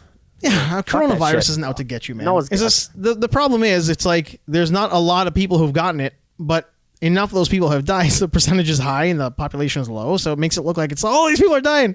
The flu is still killing more people. Mm-hmm. Like the regular old flu is still it's a warlord. Yeah, it's got a pretty good track record. Yeah, the regular old flu is still the king of the illness. Yeah, so yeah, man, there's no you never know how much time you have left, so just make sure you make the most of it. Just be a good person. Mm-hmm. Be a good person and just treat people nicely. Yep. Antonio Sabato. Oh, fuck. Remember him? Guy. Yeah. He says his career has taken a downturn because he hopped on board at Trump. No one saw that coming. No, but I mean, what a fucking idiot! That guy's a fucking. Come on. That guy's fucking useless. His career took a downturn because he's Antonio Sabato. Yeah, Jr. Look at you. Did you see him like in 2016 when he was like telling everybody he's gonna go he's gonna run for this thing and he was gonna run for this. It was like a state senator or something. State senator or something like that. Yeah, and then he was like saying he was talking to what's his face what's that guy's name the Italian guy. He's on CNN. His dad was the used to be like a trial lawyer. Chris Cuomo. Oh no! Well, Chris Cuomo his brother is Mario Cuomo. Yeah. Yeah. But there is was his father a trial lawyer? Yeah. I didn't know that. Or he was like a big time politician in New York, and he had Antonio Sabato Jr. on. You sure you're not thinking about Mario Cuomo? No. That's his brother. No, but no. This is Chris Cuomo is him, right? He's the CNN guy. Yeah, that's the guy. Yeah. But regardless who his family was. Yeah, but his brother's always shitting on him. Yeah, but So but he had Antonio Sabato Jr. on his show when Trump was being running for the nomination or running for president. Or I guess when he was when he was already president, and he was just ripping into Antonio Sabato, and they had they were head to head, and you could see how stupid Antonio Sabato Jr. was. You're like, he's your typical pretty boy. I know, man. Like everything I loved about him in the '90s just came crashing down. Yeah, but I mean, at the same time, like his career was gone in the 90s. It was garbage. Yeah, it wasn't like he was. He was all based on looks when he was young. Oh, his looks and his father. Yeah. Antonio Sabato was the brains. Yep. And he had a career. Yep. And he was well liked by everybody. Yeah, his son is just a good-looking idiot. He's just a pretty boy. Yep. He's a handsome idiot, ain't you? It's a good thing you're pretty, Joey. Yep. Because he ain't smart. Yeah, exactly. But he's old now. His looks are... He's just... he's still in pretty good shape. That's fine. He's still in pretty decent shape. Yep. He did a wife swap a couple years ago. Did he? Yeah, that show, Wife Swap. Oh, did he? Oh, okay. Not a real wife swap. He did like the TV show thing. It's like, you take my wife, I'll take your wife, and we'll find out we're both scumbags and both of our wives are sick of us. Did they bang each other? Or? No. Oh, okay. It's not that kind of wife. So it's not wife swing Mm-hmm. or sex swing swap. Whatever the hell you want to call it. It's just a TV show. Like I think him and Mick Foley. No, I think it was him and Mick Foley. Mick Foley? I'm pretty sure Mick Foley got his wife, and then he got Mick Foley's wife. I saw Mick Foley's wife. Yeah, she's older. She's nice lady. Yeah, there's nothing wrong with her. She's got a real nice mom vibe. Yep. Yeah, but she's also sick of her kids, though. She's sick of her kids? Yeah, they're a handful. Well, it could have been a lot of play for the show, right? Because it is reality TV. That's true. Yeah. They fake a lot of that. Well, that's you know what you married into, so. Yeah. Roddy Piper and Ric Flair did a wife swap. And that same I'm pretty show. sure Ric Flair didn't care. He's like, they were best friends, right? Yeah. They were really tight. Yeah. So when Roddy Piper's wife went to Ric Flair's house, she was wondering like who's going to be the husband because it's somebody famous or something. Yeah. The celebrity wife swap. So she walked in, she's like, "Big gold belt, Rick, yes!" And Ric Flair was super nice to her. Yeah. Ric Flair was super nice to her. Oh yeah, Ric Flair's the fucking man. Oh yeah, it was great, man. Because like as soon as she saw the belt, she's like, "Oh yes, this is great. I'm at my buddy's house." That's how it was. Can you imagine having beers with Ric Flair? Oh, dude, he talked about it on that episode. Yeah, that'd be unreal. And it is unreal. At the same time, Roddy Piper was like genuinely concerned for him because he's doing well. He's got his money. At the same token, he blew a lot of it. He talked about how it was like being the champ when the champ goes to a bar. Yeah, how it's like you got the big gold belt. Yeah, so you've got the big gold money clip. Yeah, putting out hundos. Yeah. And it's something. Like, if anybody who does watch wrestling already knows, like, the Dusty Rhodes, Ric Flair era, like, they really were the jet horseman, flying, limousine riding, high flying. They really were those guys. They had to live it, right? Yeah. So, they blew a lot of money. They were making a lot of money. They blew a lot of money. Yeah. Roddy was talking about that, and he's like, man, that's how it was. When you were the champ and you had the belt, and you walked into an arena or walked into a bar that night, and all the other guys who you were with, the heels, faces, whoever they were, they show up, or even just people hanging around. The champ buys the drinks. Like, man, that's something. Yeah, I don't know. Yeah, that's wild. I'd love to have a beer with Ric Flair. I got to meet him one time at the casino. We were working the River Cree, and he walked by, and the guy I was with was like, "I think that's Ric Flair," and he turned around and he's like, "Goo." He was so nice. I remember you told me about this. Yeah. It wasn't even a real meet. He just turned around and he was like, he was just happy that somebody said it. I'm sure lots of people would say it. He was dressed down, like really dressed down. So regular t-shirt, nice pants, and it was Ric Flair. And the guy I was with was like, "That's Ric Flair." And he's walking up, and he walked past us, turned around, he's like, I was like, "No, get out of town." He was so nice about it, though. He was super chill. Jesus. It was like a 3-second interaction with Ric Flair, and he was just the nicest guy. Nice. You felt it. You felt his nicest. You felt his energy. I felt his positive energy. Yeah. Coming back to the positive people thing, you feel it when somebody's nice to you, genuinely nice to you. You know they're being genuinely nice to you. Exactly. Yeah. If somebody's being an asshole, you can tell they're being an asshole. Yeah, actually, the one person I met, I guess, celebrity-wise, who I knew would be very nice when I met them, was Famke Johnson. Really? Yeah. Huh. I wouldn't have thought in a million years you'd say Famke Johnson. Yeah.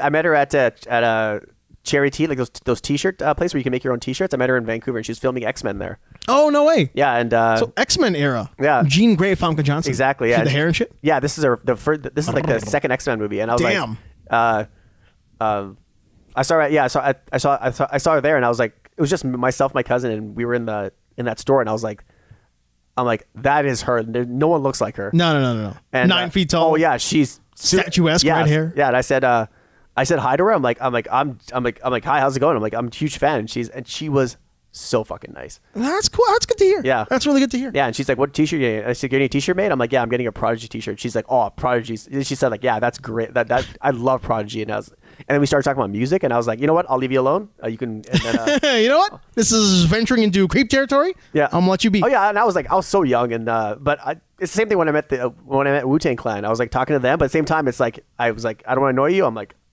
get my way. I don't want to bother you. I will show myself out. Exactly. That's cool, man. I love hearing stories about positive interactions with celebrities. I think everybody does. Yeah. Because you would hope that they're not going to be dicks. Ryan Bader, totally nice guy. Ryan Bader. Yeah. Big Ryan Bader. Bellator era Ryan Bader or like UFC era Ryan Bader? UFC era. Oh, so he was Ryan Bader. Yeah, I talked to him. I said, thank you for beating up that Junie kid. I was like, Junie. Yeah, and he laughed, and he's like, what did he say to me? Yeah, I said, thanks for teaching Junie a lesson, and he goes, whatever, man. He goes, you could have kicked his ass. Didn't he fight Junie? No, he roughed him up. In the house, right? In the house, yeah. There was that pool thing, and he grabbed him, and I was like, thanks for like. Because he was a heavyweight, and Junie was like a welterweight or like a lightweight, like around there, yeah. Smaller, right? And I was like, thanks. And I'm like, I said, you should have beaten him up more. And that's rough. And he's like, he goes, oh man, you could have taken that guy. And I was, man, I mean, I know like from the editing, they made him look like a real bastard. Yeah. But like he's apparently gone on to, I don't even know quite where he's at now, but he had like a rough time in life after that. Yeah. Like he had a really rough ride. Actually, you know who I was really actually pleased with, like when they like how their career went on. I didn't think it would go anywhere, but he actually did really well. Is Dan Hardy? Yeah, Dan Hardy doing the commentary. Yeah, he might be coming back great. too. Yeah, he's great. I don't know if he's doing the Daniel Bryan thing, where he's in the chamber or the what do they call that thing that you go into after you've got the carbon monoxide poisoning.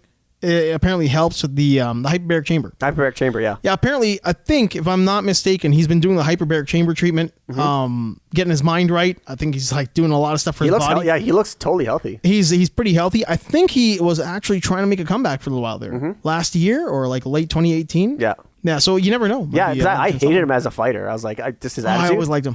We're talking about Dan Hardy, right? Dan Hardy, Mohawk Dan Hardy. Dan Hardy. Oh, yeah, I always liked him. Yeah, I just didn't like his attitude, but at the same time, it's like... he was a show. Yeah, but now I'm just like he's matured. Yeah. He's good stuff. Yeah. He was one of those guys in that era of like the Dan Hardys and the cost checks. Like GSP was crushing guys, right? And you were vilifying everybody who GSP was crushing. I think that's why I didn't like him. It could be, right? I mean, like we were just hating everybody. GSP fan. Yeah. Yeah. I mean, he was Canada's kid. He was our guy, and he was just obliterating everybody. I mean, like Matt Serra when they did the comeback. When Matt Serra and Shoney Carter had their thing, like I'll say huge Matt Serra guy. I was even a Matt Serra guy when he won. I was like, I can't believe Matt Serra beat GSP. He's super sad because GSP is untouchable. Yeah. But like Matt Serra's a good dude. And then Matt Serra became kind of a dick. Yeah. You know, and you're like, oh, now he's got to get humbled. Exactly. And then when GSP fucking humbled him, destroyed him. Yeah. Humbled him. Yeah. Like by destruction. I was the Matt Serra guy again. Because Matt Serra just seems like I just want to hang around with that guy. Yeah. Like I just want to walk through a mall talking about people with Matt Serra. Just see what comes out of his mouth. He seems like he'd be secretly, he's actually pretty good in that podcast, but he's like secretly just hilarious. Yeah. He seems like he's a really funny dude. Like all his reactions, the whole show, anything. Oh man, oh no. Like it just seems like he calls it as he sees it. Actually, you know what? I'm one guy I would not like. Even if I had the chance and I missed it, I wouldn't be like whatever. Is to like do that with Joe Rogan. You wouldn't want to? Why, you think he's a dick? No, I don't think he's a dick. I just think he's like a super nice guy. He actually is a super nice guy. He's probably he's a super nice guy and stuff like that. I just think like I'd be like, you're not going to do it though. I wouldn't do it. You're not going to hang out with the guy. No, I wouldn't do it. I was at the Cree when he was coming in for his first show there. Yeah, and we had a huge lineup. I mean, like outside to see him as he was going to walk through to go do a meet and greet. Yeah, and I put one of my guys on him. The same guy I was with Ric Flair for. Okay. Same dude who did Ric Flair I had on Joe Rogan. Because you could trust him. He's one of those dudes who's always like, he was an older fella, but he was tough as nails. Not going to drop his name. I'll send him a little thing on the Facebook there so he knows who we're talking about. Older guy, tough as nails, a little aloof sometimes. I was like, he's the right guy. He's not going to get starstruck by Joe Rogan, right? Yeah. So he's with them walking out to the meet and greet, and Rogan gets... We had a weird thing where the people who were doing the security for the event were different than us. Yeah. We'd hired out, and they kind of let him get out, and all these people swarmed him. Rogan signed every last autograph. And there was like 100 people there. He signed every last autograph, and all these guys were trying to get him to go to the back. Like, we gotta go. He goes, I'll just take my fucking time. I'm going to sign all these autographs. Man, I couldn't believe it. I really didn't know him from I don't think the podcast is out then. I only knew him from the Fights and Fear Factor, so he's going to come do a show. He was great on stage, and he came out and he signed every last autograph. You know what? That actually makes me want to like hang out with him less. Because he's a nice dude. Yeah. Like, you're too nice. I want to hang out with you less. Yeah. Because he seemed like I'd be the sandpaper. I think he'd be always trying to make things happen. I think he's hiding something. Think he's hiding something? He's not fooling anybody. I don't trust somebody who's that kind. I don't like people like, well, the Pope, Mother Teresa. Mother Teresa was no Mother Teresa. You could throw them on that pile too. I would, man. Like, people really got to research Mother Teresa. Mother Teresa was no Mother Teresa. Mm-hmm. She very, very not cool lady. When you really start digging deep into that broad. No, I've never researched on her. She's a dirtbag. Yeah, she's not a decent human being by any means. But yeah, so we had a few. I had Bret Michaels. Bret Michaels is phenomenal. Bret Michaels was very unsure of himself when we were talking to him, because he's like, "Do they like me? Do you think I did good?" Yeah, because I think yes, you did great. People love you. Yeah, because Bret, I would talk to him because I want to know what his because there's nothing like Joe Rogan. Like, this is not taking anything away from Joe Rogan. He seems like a really cool guy. Like, I have no problems with whatsoever. But you're not going to gain anything. Because I'm not interested in his. I'm not interested in his past. Like, there's no questions I want to ask him. Yeah, you're not going to get anything. I don't care. Like, I don't care about the Carlos Mencia incident. I don't care about his. I just want to know about News Radio. Yeah, like I know everything, right? So I love News Radio. Yeah, or News Radio. Yeah, like I never watched it, right? But like, except for maybe I would ask him about Phil Hartman. Mm-hmm. That's it, right? But like, But he tells you everything anyway just by watching that show. Yeah, like I don't know. Like, there's nothing else I need to know about Joe Rogan, right? Yeah. So that's that makes why. Sense. Yeah, so I wouldn't. That's the thing. It would just be like myself and him, just unless he wants to like. I hear you like steaks. Yeah. Do you like meat? Yeah, it'd be like I like meat. It's like Lisa and fucking what's his face, Ralph hanging out. Oh, wait, in this conversation, which one is Lisa and which one is Ralph? You are clearly Lisa. Yeah. And Ralph is the whole... No, I know. I'd probably be Ralph. I'd be like, so, you like stuff? Like, I'd be like... Do you like things? Yeah. So, like, but... I like things. But for Bret Michaels, I'm like, man, you had such a... Like, your history is, like, crazy. He was incredible. Yeah, I'm like, take it from let's start from the beginning. Like, what would you... Man, if he wasn't so busy... And he wasn't actually that busy, like, before and after the show. Mm-hmm. He was willing to talk about everything. Like, I stood in the hallway with him, like, before the show, and we just talked about, like, Poison and being Bret Michaels. And, yeah. Like, where was their big show last week? And he has tour manager, / security dude. Yeah. Another guy named Derek was there. And the three of us just standing there talking like guys. Like, just talking about stuff like guys. Mm-hmm. And there was no urgency for them to get out of here because they had something to do. Mm-hmm. They were just like... They were so professional that everything was ready to go. They were good. He did a sound check and he just stood there and we just talked. And the kid was going to put with him to like be with him that night to walk around and whatnot. He was just like standing there awestruck that we're having a normal conversation. Mm-hmm. And then he went on to have normal conversations with Bret Michaels. He's like, it was the weirdest night of my life. Mm-hmm. Like I'm in the room with this guy just talking about normal everyday shit. Mm-hmm. Like, that's wild, man. Oh yeah. There's a, yeah, I think he was the most normal guy. Yeah, I think I want to talk to people who I find like Joe Rogan's there's nothing really to talk about. Nothing to get. Yeah, because he's disclosed everything about himself. Like even like the way he talks to like people who are either smarter than him or on the same level or like people he's trying to educate or learn from. Yeah, like I pretty much like you're gonna get exactly what you're gonna get from a conversation. Yeah, you're gonna get from watching his exactly. podcast. Yeah, I will. There's no need for that, right? Unless he wants to like interview me, but like like there's no point in doing that. So what's it like being you? Yeah, exactly. I'm like backside attack. Yeah, I'm like I'm not that interesting. So like I've got nothing like bikes. Yeah, so, I bought new shoes. Yeah. So I don't know. There's just people I'd want to talk to, like celebrity. I want to be like I want to learn about their history. Like, why did you? What made you do? Like, what drove you to become who you were? That's one of my favorite. In that same vein, one of my favorite interviews is from a while ago. Was that it was Kevin Pollak and Larry David? Yep. Their little sit down on Kevin Pollak's little show. Mm-hmm. And it's just two guys who kind of like each other, who have little things that they don't know completely about the other. Yeah. But they know enough to ask the right question. I was like, man, Kevin Pollak is kind of a weirdly, like, he's trying very hard to be Larry King, but he's doing a pretty good job at it. Yeah. I was like, that was interesting because I got information that I wanted. But I got to watch a guy who knows a guy, but doesn't know enough about that guy, even though he's met him and probably dealt with him and talked to him a bunch of times. Yeah, asking his kind of almost friend some questions. Yeah, and it was just fun to watch. Like, man, you're asking all the right questions. Yeah, that's the thing too. Like, I think that'd be the hard thing with hanging out with, because I that's another guy. Like, I love Larry David. I think he's a comedic genius. Yeah. And I think he's cool. incredible. He's hilarious. He might be the funniest human on the planet. Oh yeah, like bar none. Yeah. So, but the thing is like, could I sit down and have a conversation with him? Probably not. I think I could. I don't think I could. I think we're both in the right kind of cynical. I think we're both the right kind of cynical. Like, that's the thing. I wouldn't even know where to begin. I'm like, so Larry, and he'd be like, and then all of a sudden, he'd have to start off and be like, he goes, "What the fuck am I doing here?" What are we doing?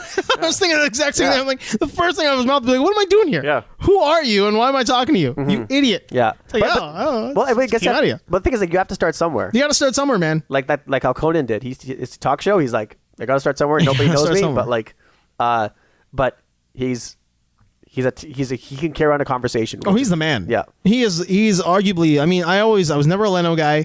I could not care much for Carson. I was almost too young to appreciate his last little time on the show. And even the old shit.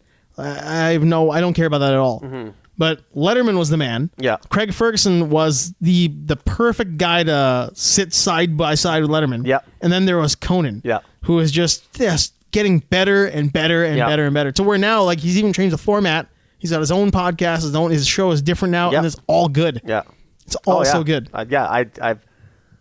That's one guy. That's probably the one person I'd want to like talk to the most. I want to travel with him. Yeah, and travel with him. Like Conan would be awesome. Yeah. Even Ferguson. You see this travel. And Ferguson too. Yeah, Ferguson. His travel awesome. episodes are always good too. Because he's never at a loss for words. Man. He'll keep you going. People don't know that like Beyond Borders shit started with Craig Ferguson. Mm-hmm. That's right. He was the first guy to take a show out with a camera crew and do things in small towns, neighborhoods in different countries. That's right. Yeah. And it was always good. Mm-hmm. He used to take, was it Kristen Bell? He'd take her to Scotland all the time. Mm-hmm. That was terrific stuff.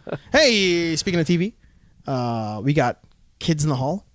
Kids in the Hall news, man. We're getting new Kids in the Hall episodes on Amazon Prime. Excellent. They're getting all of them back together again, and they're all going to do new Kids in the Hall. I think it's like 8 episodes on Amazon Prime. Oh, I'm down. I'm totally down. Yeah. I love Kids in the Hall. All I could think of today was the theme song. All I could hear in my head was the guitar twang from the Kids in the Hall theme song. Yeah. Oh my God, it's such great news. It's maybe the best TV news I've ever heard ever. Mm-hmm. Outside of that, that's awesome. I didn't know that. Batmobile. I couldn't give a shit about the new Batmobile. Mm-hmm. I heard Kids in the Hall is going to be on Amazon Prime. I'm like, well, I guess I'm getting Amazon Prime. Yep. Because that show was just something else. That show was fire, man. Scott Thompson. Yeah. Dave Foley. Bruce McCullough. Kevin McCullough. Oh my God, it's going to be so good. I can't wait. I just want another don't put salt in your eye. Yeah, don't put salt in your eye. Just give me another don't put salt in your eye. What was that my mother used to say to me when I was a child? Don't put salt in your eye? I squish you. Oh, I'm crushing your head. Yeah. Everything about that. Dave Foley's doctor. Dave Foley's bad. I'm a bad doctor. All that stuff. Yeah. That show, and it's all on CBC Gem. Yeah. That show is the best sketch comedy show of all time. That's your favorite? It's my favorite. There was nothing better than Kids in the Hall. There wasn't a sketch on that I didn't think was incredible. I think my God Spot, I'm a pig demon. Like it was just brilliant. I think sketch wise, I slept like my favorite of all time is probably still is SNL in the 90s. Yeah, early 90s. 88 to 92. Yeah. 90 maybe 94. Yeah, 94 was incredible for SNL. Incredible. Like that was like can't miss TV. Yeah. That's when all the guys who we grew up with, like the Sandler Bros, Phil Hartman, Chris Farley, Kevin Nealon, McDonald, yeah, Norm Macdonald, Norm Macdonald, Chris Farley, Chris Rock, like all the Adam Sandler. Say what you will about Dick Ebersol. Yeah, but that era was, regardless of his hands and that, it was still incredible. Incredible. Like I would go there. I would go to like then I'd probably go Chappelle Show. Chappelle Show is pretty great. Yeah, and then I'd probably go Kids in the Hall. Yeah. Oh yeah. You got good ones. You got Chappelle Show is really good too. Yeah. Almost all Chappelle Show is phenomenal. Yeah, 2 seasons just locked into like absolute greatness. I could even say that I could put Chappelle Show on par with Kids in the Hall, but I will always go Kids in the Hall. That's fine. Oh man, is this what you like, man? Yeah, that's what it is, right? Yeah. It is personal taste what you like. That's it, yeah. But I just could not be happier they're going to come back and do a run. Because I can't imagine, like, I don't think it's going to be bad. I don't think that could be bad. No. I think when people say it's like, well, don't get your hopes up. I'm like, no, get your hopes up and they will surpass your expectations. Yeah. Even Brain Candy was incredible. There was nothing about that show or that movie that was shit by any means. No, it was all excellence. It was all gold. Yeah. even the other ones, they went off and did stuff like other things. They were always the best part of whatever else they did. Like Kevin McDonald had his little cameo bit, denim vest on Seinfeld. He was incredible. That was great. As soon as you mentioned it, I was like, that's the one I love. Denim vest is great. What's his name? Kevin McCullough? No, that's Bruce McCullough. Oh, Bruce McCullough. The one on Superstore. Yeah. The tall one. The tall one, yeah. I just said his name like 2 seconds ago. Yeah. He's great on that. That show was kind of shit, but he's really good. Dave Foley on News Radio, incredible. Dave Foley on Dr. Ken, incredible. Yeah. I mean, I'll follow those guys to wherever they go. Bruce McCullough on that Canadian show that he did. That was basically a redo of his life. Yeah. A storytelling of his youth. That's a young drunk punk. That show is great. Yeah, there's a lot of like great Canadian shows. But what is your favorite? Forget like Kids in the Hall aside. My favorite? Canadian made, say CBC or even like City TV, whatever it is. But Canadian made, Canadian produced. Maybe even Made in Canada. That's a shout out to Made in Canada. That was a great show. Of all time? Made in Canada was also phenomenal. Oh, okay. Of all time? Dead air. Probably Kenny versus Penny. Yeah, you really do like Kenny versus Penny, don't you? Yeah. Man. Okay, how about scripted? Do you have a favorite for scripted? Because Kenny versus Penny is... Scripted, probably Kids in the Hall. Or when I was growing up, I remember the show that I could not stop watching. I think it was Conoco? The Conoco is... No, not Conoco. I know what you're talking about. But you know that group, right? Yeah, Codco. Codco, yeah. Codco was pretty ridiculous. Named after that fish company. Like that was Codco was ridiculous. Yeah. Was Codco Mr. Canoehead? Yeah. Yeah, that was Mr. Canoehead, right? Yeah, because Cabbage had his kids in the hall. And he's like, ah! Yeah, he has the head of a canoe. It was ridiculous. There was some, like, Canadian programming was insane. Red Green. Man, Red Green went cross borders. Yeah. Like, it was big in the U.S. I remember we were in, I think it was like Great Falls or somewhere in the States. Like, I mean, northwest. Yeah. In that area, and Red Green was in town. I was like, I can't believe he's big out here. Like, oh, Red Green's great. Keep your stick on the ice. Yeah, keep your stick on the ice. That's incredible. Yeah. Littlest Hobo. Yeah. We had a lot of good Canadian television. Yeah. Beachcombers. Oh, you hear the Beachcombers theme song? Yeah. You'd hear the Danger Bay theme song. Danger Bay. I was about to say Danger Bay, yeah. And you'd poop your pants. Yeah. Like, it was the afternoon, and you would put CBC on, and Danger Bay would come on, and you knew you were in for a good half hour. Shit, now with Canadian shows? Oh my God, there's so many Degrassi. Kids of Degrassi Street. Yep. Man, we had a lot of good TV as kids. Did I tell you about the Degrassi videos that we used to make? No, we talked about this. Yeah. But we never got into it. You mentioned it probably about... Do you want it on air or off 6 months ago. Well, that's up to you. Okay. Well, you know what? Let's go off air first because we don't want to hurt anyone's feelings who's involved in this. Yeah. Because I feel like the way you're looking at me, there are some people who can get dragged a little bit. Well, I can discuss what we did. Okay. Okay, so what we did is that we took... This is the people who we all as youth... Our friends, circle of friends. Our brothers, yeah. Yeah.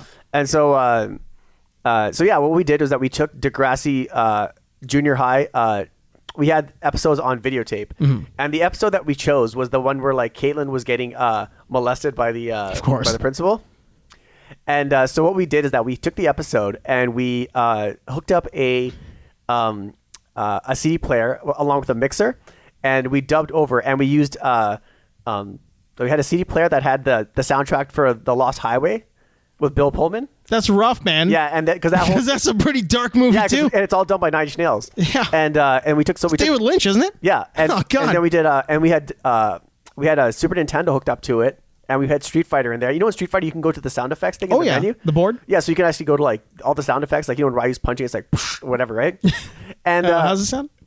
Nice. And so we linked that all up, and then we recorded it, and remember when that guy, who's the guy in the wheelchair?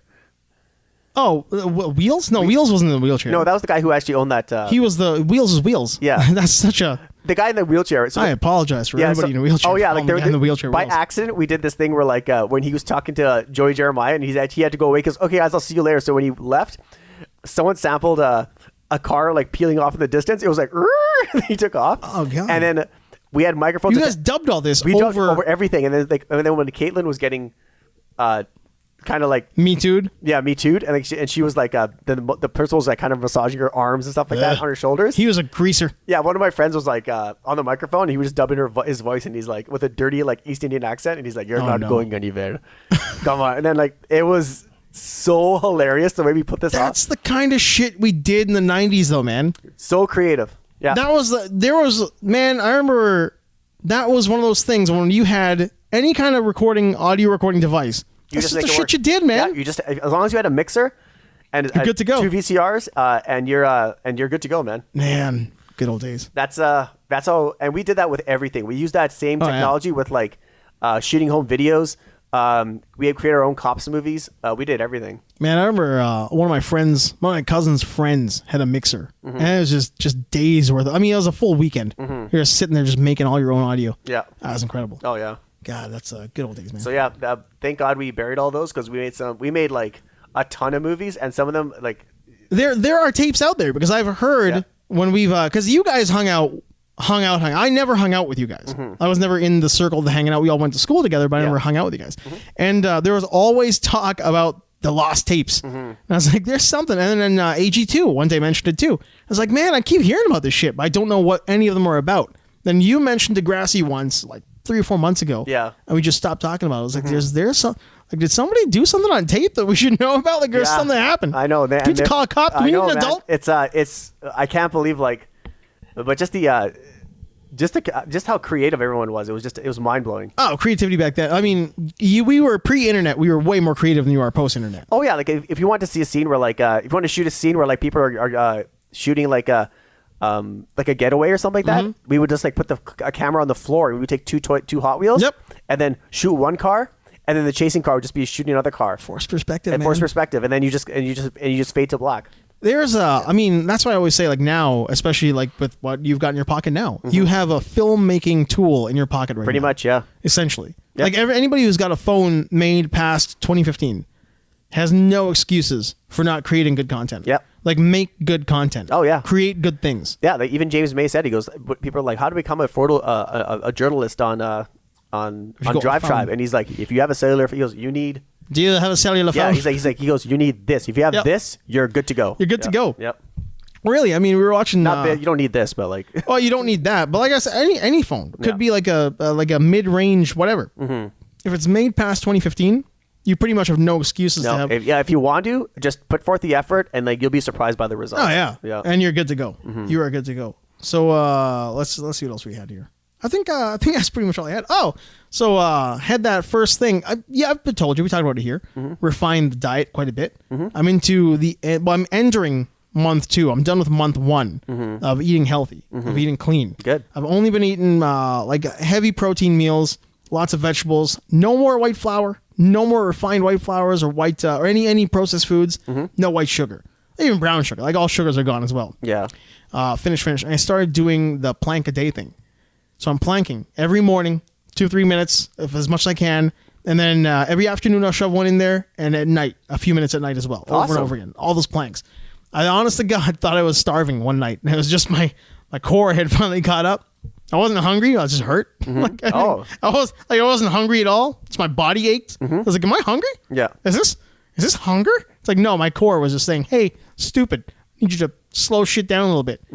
But I'm entering the phase now. My body's just saying all the stuff that was in there for the last decade. It's all making its way out now. Oh, okay. That's not. It's not the best. It's not that carnivore diet Rogan poops. Nothing nearly that bad. But it happens. It's like eventually you finally hit a mark. Mine was about the month mark, and the body's like, "Oh, we don't need any of this stuff anymore." Nope. And it's finally starting to get to that point.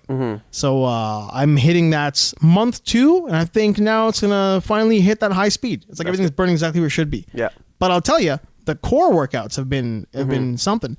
I never really worried about them too much because like I was always doing them somewhere, either in martial arts or in training or somewhere. I was always working the core. Yeah. So I never dedicated like a core workout. Abs are for sissies, man. I never bothered getting abs. Abs are for sissies. I'm not Antonio Sabato Jr. Who needs abs? But now I've incorporated this entire routine. That Athlete X asshole too really ruined my life because he's got some really great workouts in there as well. Mm-hmm. So yeah, now that's going in there as well. So we'll see how that works out. Okay, cool. No, man, best of luck. Yeah, it's great. It hurts like crazy all the time. Mm-hmm. I'm always in pain. I'm always hungry. The core hurts, but it's good. Just, the key thing is just feed yourself healthy food. That's the thing, right? That's it. You're good to go then. You're good to go. Like, you don't need to go as extreme as I'm doing, but I've kind of got to that point now where I don't miss any of this. Like, I don't miss pasta. Mm-hmm. I don't miss cakes and desserts and shit like that. Yeah. I'm not doing a cheat day or craving anything. If it comes across, like, today, one of our clients had some cookies. So as I was sitting there eating some cookies while we were talking, mm-hmm. and 1 and 2 is not going to kill you, but it's not a part of my diet anymore where I have them all the time. Yeah. And again, like if I do that, I just sacrifice certain things I would get sugars from naturally. Like mm-hmm. I didn't eat a couple of apples today, or I didn't have like certain things where I would be getting natural sugars from. Mm-hmm. So I just offset it a little bit, and it seems to work out pretty well. Mm-hmm. But a big part of the way I've been doing it is I'm sticking to that. Like half my diet is like protein-based meals, mm-hmm. and then 25% is basically vegetables. And then 25% is basically like potatoes and carbohydrates, which are also vegetables. And they all bleed into each other. Mm-hmm. So I'm clearly getting some proteins from my vegetables, mm-hmm. and I'm getting some carbohydrates from my meats, or, well, not so much the meats, but from, I'm getting vegetables from my carbohydrates. Like everything's bleeding into it. Mm-hmm. But the idea is whole foods. Yeah. Just eating only whole foods, not eating anything processed, drinking tons of water, mm-hmm. like tons and tons of water. Are you drinking that hydrator at all? Are you trying it? No, nothing at all yet. No, I mean, I do try to stick to. I've included every morning now lime juice and oh, then you're fine. Himalayan salts. Yeah, that's fine. So I went back to that. Yeah. Because I told you about the Himalayan salts when I flipped that bike in Thailand. Yeah. And that one Mr. Clean looking dude gave me the Himalayan salts and said, "Drink these, man." Mm-hmm. Back to normal. Yeah. Like 2 weeks later, 10 days later, I was walking across India. Mm-hmm. So I'm a big believer in getting certain minerals and shit into your system. Yeah. So I've increased my mineral count. A lot more lime, because that does flush your adrenal glands out. It does. You pee like crazy. Mm-hmm. So you drink that. Next thing you know, you're getting all that crap out of your system. Mm-hmm. That's not a flush. Like you're not doing you're not getting rid of the toxins. No, it's not a toxin flush. But it just starts your body moving in the morning, which is great. Yeah. No, that's awesome. Really that's awesome, man. Keep it going. Yeah, so I've been really happy with that. So that was an update as far as that goes. Good. Other than that, I think your shoes were the next big thing as far as like fitness and health that we were talking about. Your runners came in. They came in, yeah. For those, for the uninitiated, there's a new. They've been around for I think about a year. So On Running mm-hmm. Is a Swiss-based company, and it was created by 3 guys I think who are former long distance runners, and so they engineered these new shoes. And the shoe line it's a very like what should I say?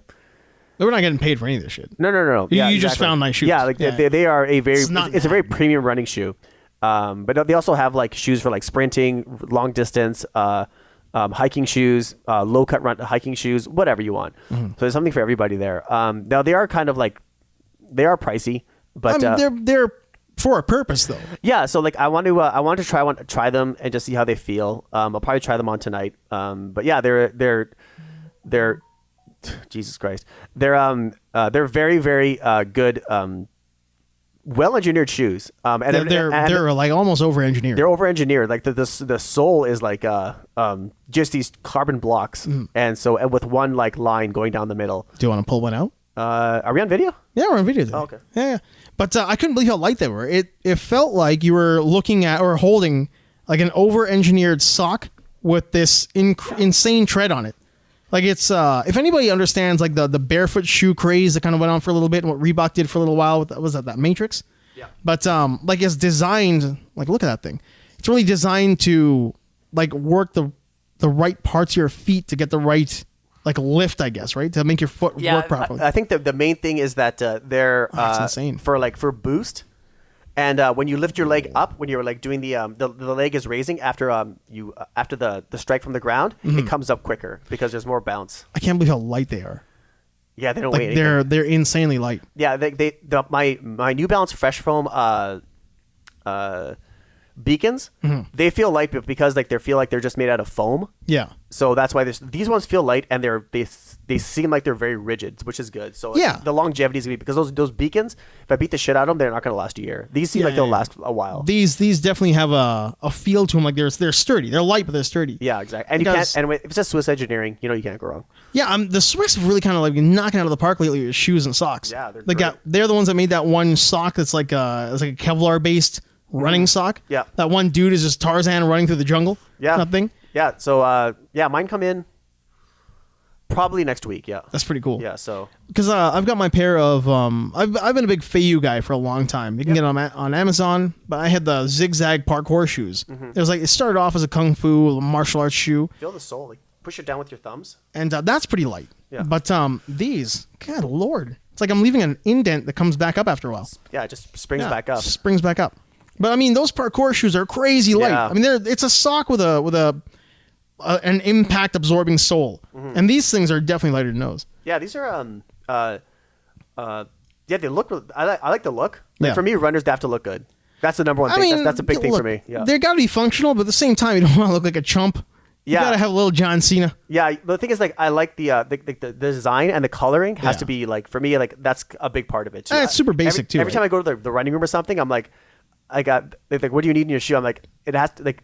Also, it has to have this, and this, but I like it to look good too. Would Will Smith wear this shoe? Exactly. So so these are would John Cena wrestling? And they have a low profile too, which I love. Yeah, I don't like big clunky shoes, so these have a nice low profile. That's really nice, man. Yeah. I'm glad. I mean, and that's in line with like you are going to do a lot more running this year.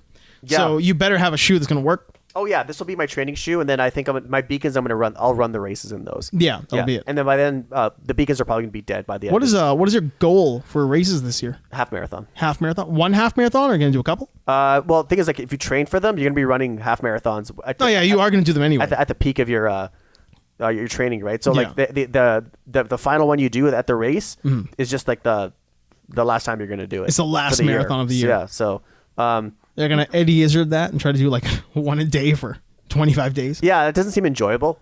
No. I mean, when your nipples are bleeding from the friction of your shirt and your feet are on fire and your socks are red. Yeah, so like the with good blood. Because the good thing about when you're getting into running, because when I was living in Vancouver, I did a lot of running, just because that's all. It's so much easier out there. And plus that you just want to do it because there's so many awesome places to run around, especially like in Stanley Park, the Seawall, North Vancouver. You could run down to the market. The C-bus station.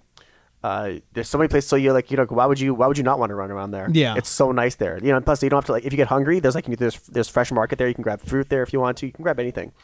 And so the lifestyle of running is great because like it forces you to eat well. You do sleep better.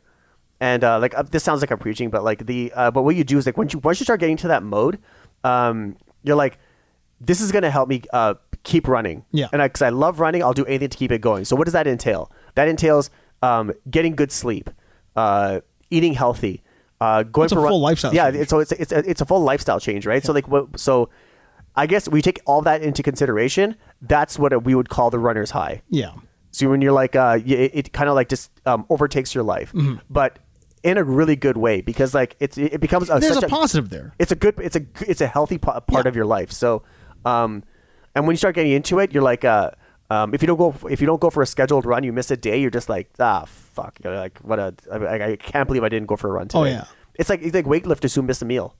Yeah, I mean, I was never the kind of running that you're like. For me, running was always sprinting because there was like a purpose for it. And then for me, after that, it was one of those things where I started to enjoy doing as a part of my exercise routine. But when you do incorporate that run into the way you work out, and then you don't run, you kind of feel like you missed something. You're like, I didn't get the workout I wanted because I didn't incorporate that into it. Exactly. And it's strange. Like I don't get that from working out, like with weights and whatnot. There are certain types of lifts or whatnot that I like, but if I don't do them, I don't miss them. But with running, if I didn't incorporate it into my routine, I felt like I missed something. Yeah, exactly. Yeah, I really enjoyed that run. Do you like what's more enjoyable, the workout or the healthy eating afterwards? What do you enjoy more? Man, that's tough. I mean, I love food. Yeah, I really enjoy food. Yeah, but like you're going for a hard workout, and then finally you're done, and then all of a sudden you're like, you know what? I know I have like, I know all this. I have this. What's coming next is all this healthy food that I'm going to eat. Yeah, I definitely like. I think I definitely enjoy the the anticipation of what I'm going to eat after a good workout. Yeah, and it depends on the workout too. Like if I haven't rolled jits in a long time, in a few years actually, like all the time. Yeah. But I used to love that when you were with your friends after you have a big group meet or you all work out together. Yeah. You're all rolling and you're all tired. You're like, where are we going to eat? You got to go get something to eat. Yeah. And sometimes we just go down to the Save on Foods and get a whole chicken. Yeah. And we just sit there and like split the chicken in half and eat a half a chicken. Yeah. And that alone, it's not like a great gourmet meal. But I mean, it was a nice big rotisserie chicken. Mm-hmm. And we're super hungry because like we're just like everybody's tired. Yeah. You can barely keep your head up, but you're eating this chicken and they're gonna go watch a movie. There's a social aspect to it too, right? Yeah. But then again, I do like. I mean, when I get a nice lift, because my gym is right here, right? So I'm not having there's no social aspect to when I lift weights. Mm-hmm. So I'll train here, do my thing, and then afterwards, I usually, especially now that I've got that convection oven. Mm-hmm. Oh God, that thing is terrific. Mm-hmm. I'm anticipating the stuff I'm gonna eat. So I've got in my head, like I've already got my chicken prepped and ready. Yeah. Then I go work out, and I'm going to go put that in the oven and eat it. Yeah. And I'm like, that's going to be a good, man, you want it, right? You're so hungry. Yeah. So, I mean, there is that. I mean, there's a functional aspect to what I'm going to eat because it has to also like fuel you, right? Or exactly. feed your muscles afterwards, right? Yeah. So I think the food is, they're both great in their own way. Depending on what I'm doing, like the group training is great because you love the training. Yeah. You're growing as a human being. You're learning with your friends, stuff. Yeah. You're with your friends. You're all in it for the same reason, and then you're eating together. It feels very much like almost like a fucked up cult in a way, right? Mm-hmm. Like all like we're the cult of getting healthy, the health cult. Yeah, let's all train and get healthy, and we'll eat food together and be healthy. Exactly. Yeah, the Manson family of diet and exercise. Yeah, it's very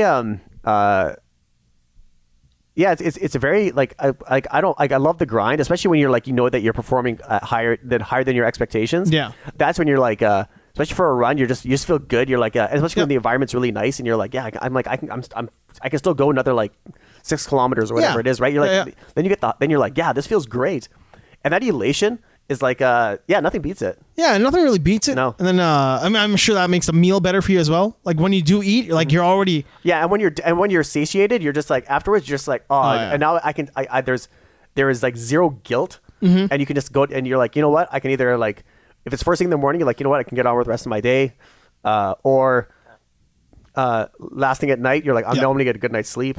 I enjoy that the most. Like I'm also a big believer of like of just like workout until you can't. Mm-hmm. Like I really enjoy to failure, like the fatigue. Like I like working out to where I'm just like, that's it. Yeah, that's it. I'm all done.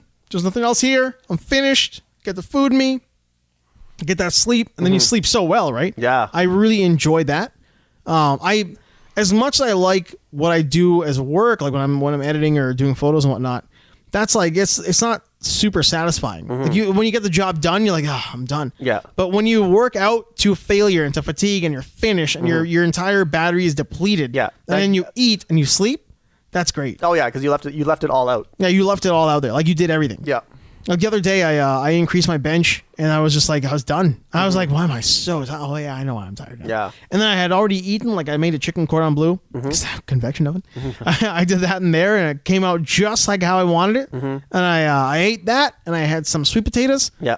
Sweet potatoes. And then that was taters. Oh yeah, sweet taters. Sweet taters. I had them sweet potatoes. And man, I was satisfied. My end of the night when I went to bed, I was thinking about reading for a little bit and I was like, nope. I don't need to read nothing. I'm going right to sleep. There's nothing that my brain is going to absorb right now. Yeah. I'm going to probably crash I'm going to flip the page and be out.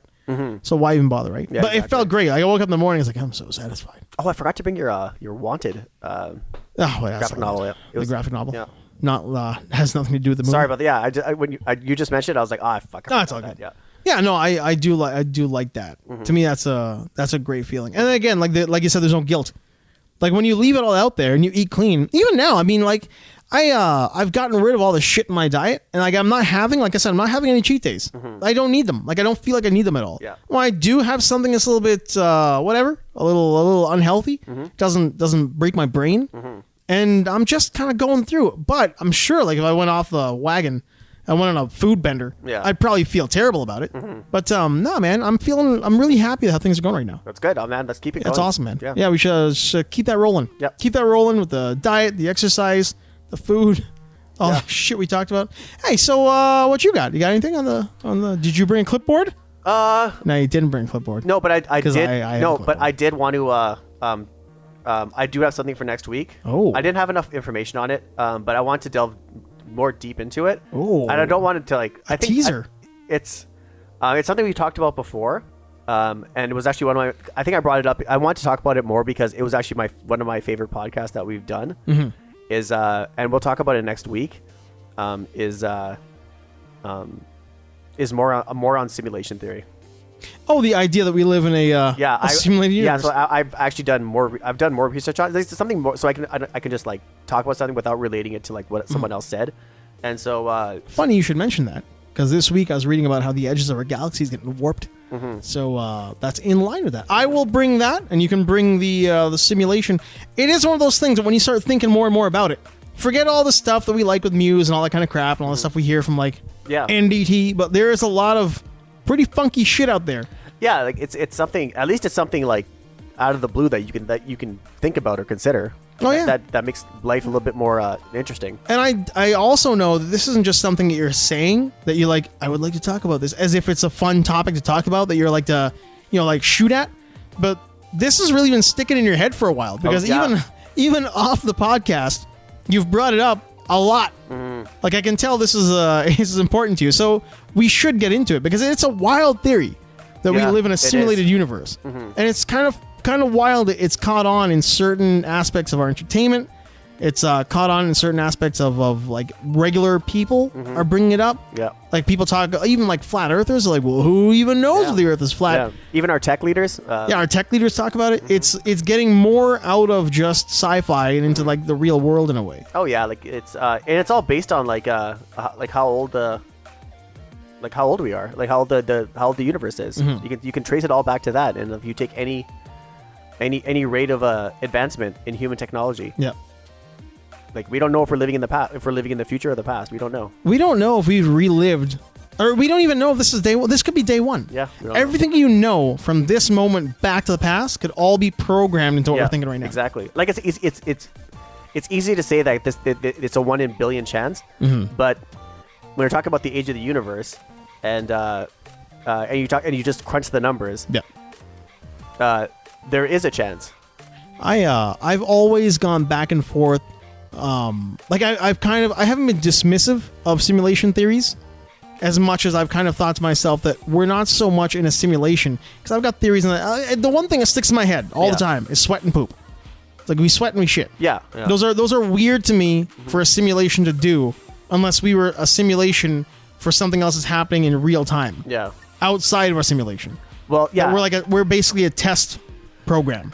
Yeah, that's exactly it. Like I don't know. I'm not sure what who is running it, because if this is the simulation that's based on a reality or something like that, that means that the actual reality can't be that great. No, if this is what you think, if this is the way you're getting away and like putting this in your simulation, then reality must be so whoever's running the simulation is probably like maybe someone in like at the age of like maybe 10. I don't even think it's that. Yeah, so who knows? I think it's the robots. If anything, we are. I've always felt like, and this is something that's stuck in my head a lot for a long time, is that somewhere in the world right now, something is being built. And I don't mean this in like something's out there. I mean like an actual, like a building, whatever it is. Like there's a construct in the real world being built where all the orders, if you trace them all back, are just from a rogue AI. I think it's already happening. I believe that somewhere out there's a construction worker working on a building, and the orders from the higher ups, if you get high up enough, is just a random AI. Yeah. It's just like, let's see if we can build a building. Let's see if anybody questions this. We're a corporation. Who's a corporation? I don't know. Alberta 382 LLC, something. It's a numbered corporation. And it's just out there, just seeing if it can do it. Yeah. Seeing who questions. Who's going to go up the chain of command enough to see who's building this thing. Yeah. So yeah, I don't know. We'll have to see. Yeah. There's room for any theory. There's room for any theory. Yeah. We look at the Cylons. I mean, everybody's all about no, Cylons bad. Well, guess who the Cylons were the whole time? Yeah, people who The calls were coming from inside the house, man. people can make up their own stories about about any religion. They'll just start one, right? But they next thing you know, they pay no taxes and they're millionaires, and we're just two dummies sitting here talking about maybe the world is not what it seems. So we just definitely that. Yeah, we just don't have the power to like influence tons of people to like say, believe what we say. Okay. Well, until next time at Backside Attack. Sorry to end on that. Yeah, it got super depressing there. Like right Somebody there, listen like to we were doing so well. Yeah. And we were gonna talk about some real stuff next time. Yeah. And all of a sudden you got dark.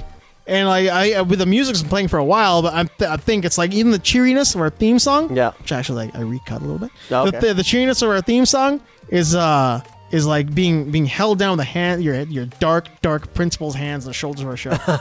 Your dark principal's hands are just massaging the shoulders of our show. Yeah. Hey, all right? Exactly. Yeah, is it hot in that blouse? Exactly. That's what you did. I know, You man. did that. We're Caitlin. You turned us into Caitlin. Yeah. At Backside Attack. At Vic Sabe. Good talk. All right. As always. Anything else you want to tack on there? Actually, kind of based on that is Final mail? I can't wait for Matrix 4. I wonder why. Simulation theory. Can't wait for it. Do you think John Wick is Neo? Do you think John Wick is just another? Wouldn't it be wild? That'd be wild. Because he hasn't shaved, his hair's still long. Yeah. Wouldn't it be crazy if the Matrix 4 is a tie-in? Because we already have a Morpheus in there. Yep. If John Wick is where Neo's been hiding out, that's why he's so good. Crazy. I don't know, man. That'd be crazy. Yeah. That'd be wild. Yeah. Oh, that's the music. Yeah. All right. Peace out.